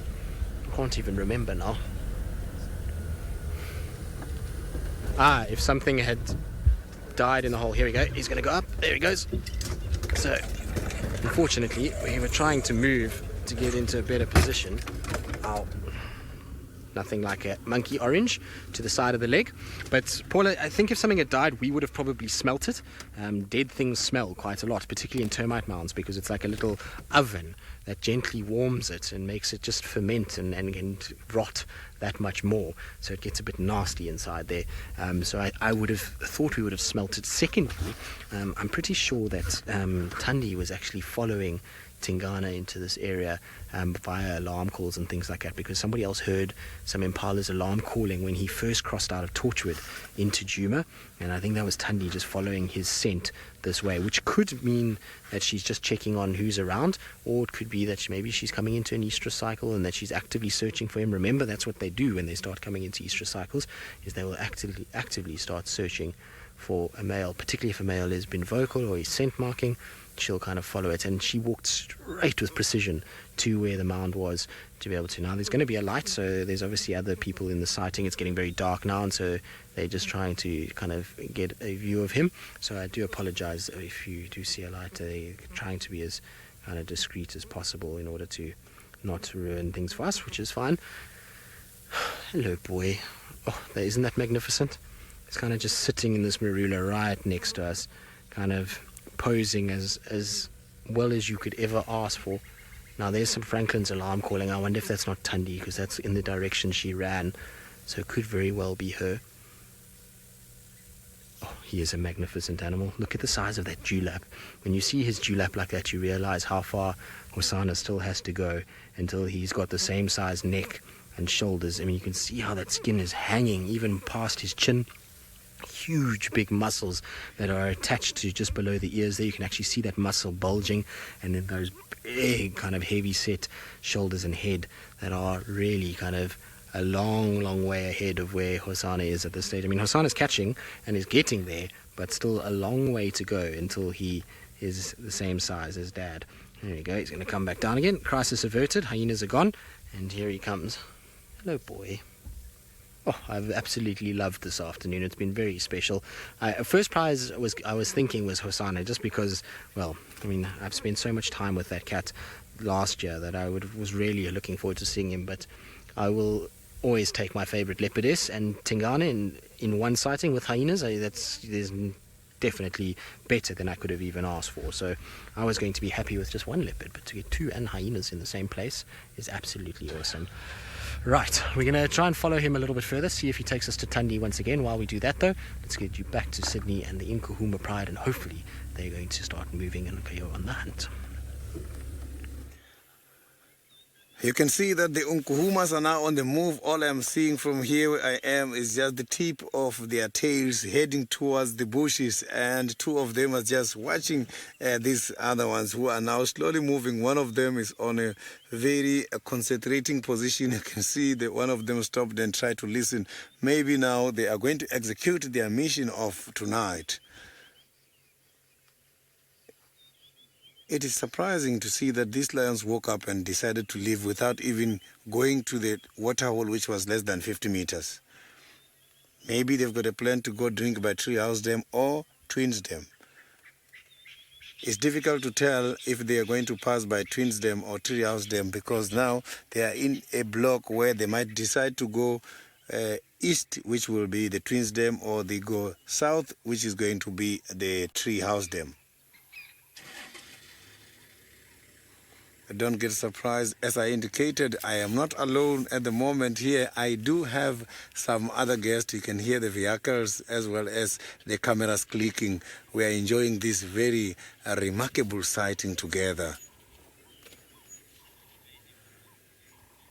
Lisa, it has been a fantastic afternoon game drive, and I'm going to be pulling forward a little bit so that we can see these lions as they are going to these thick bushes there.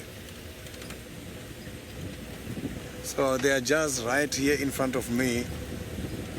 I am not going to go further than this. I'm just going to park here so that you can enjoy seeing them disappearing, going right deep in the bushes.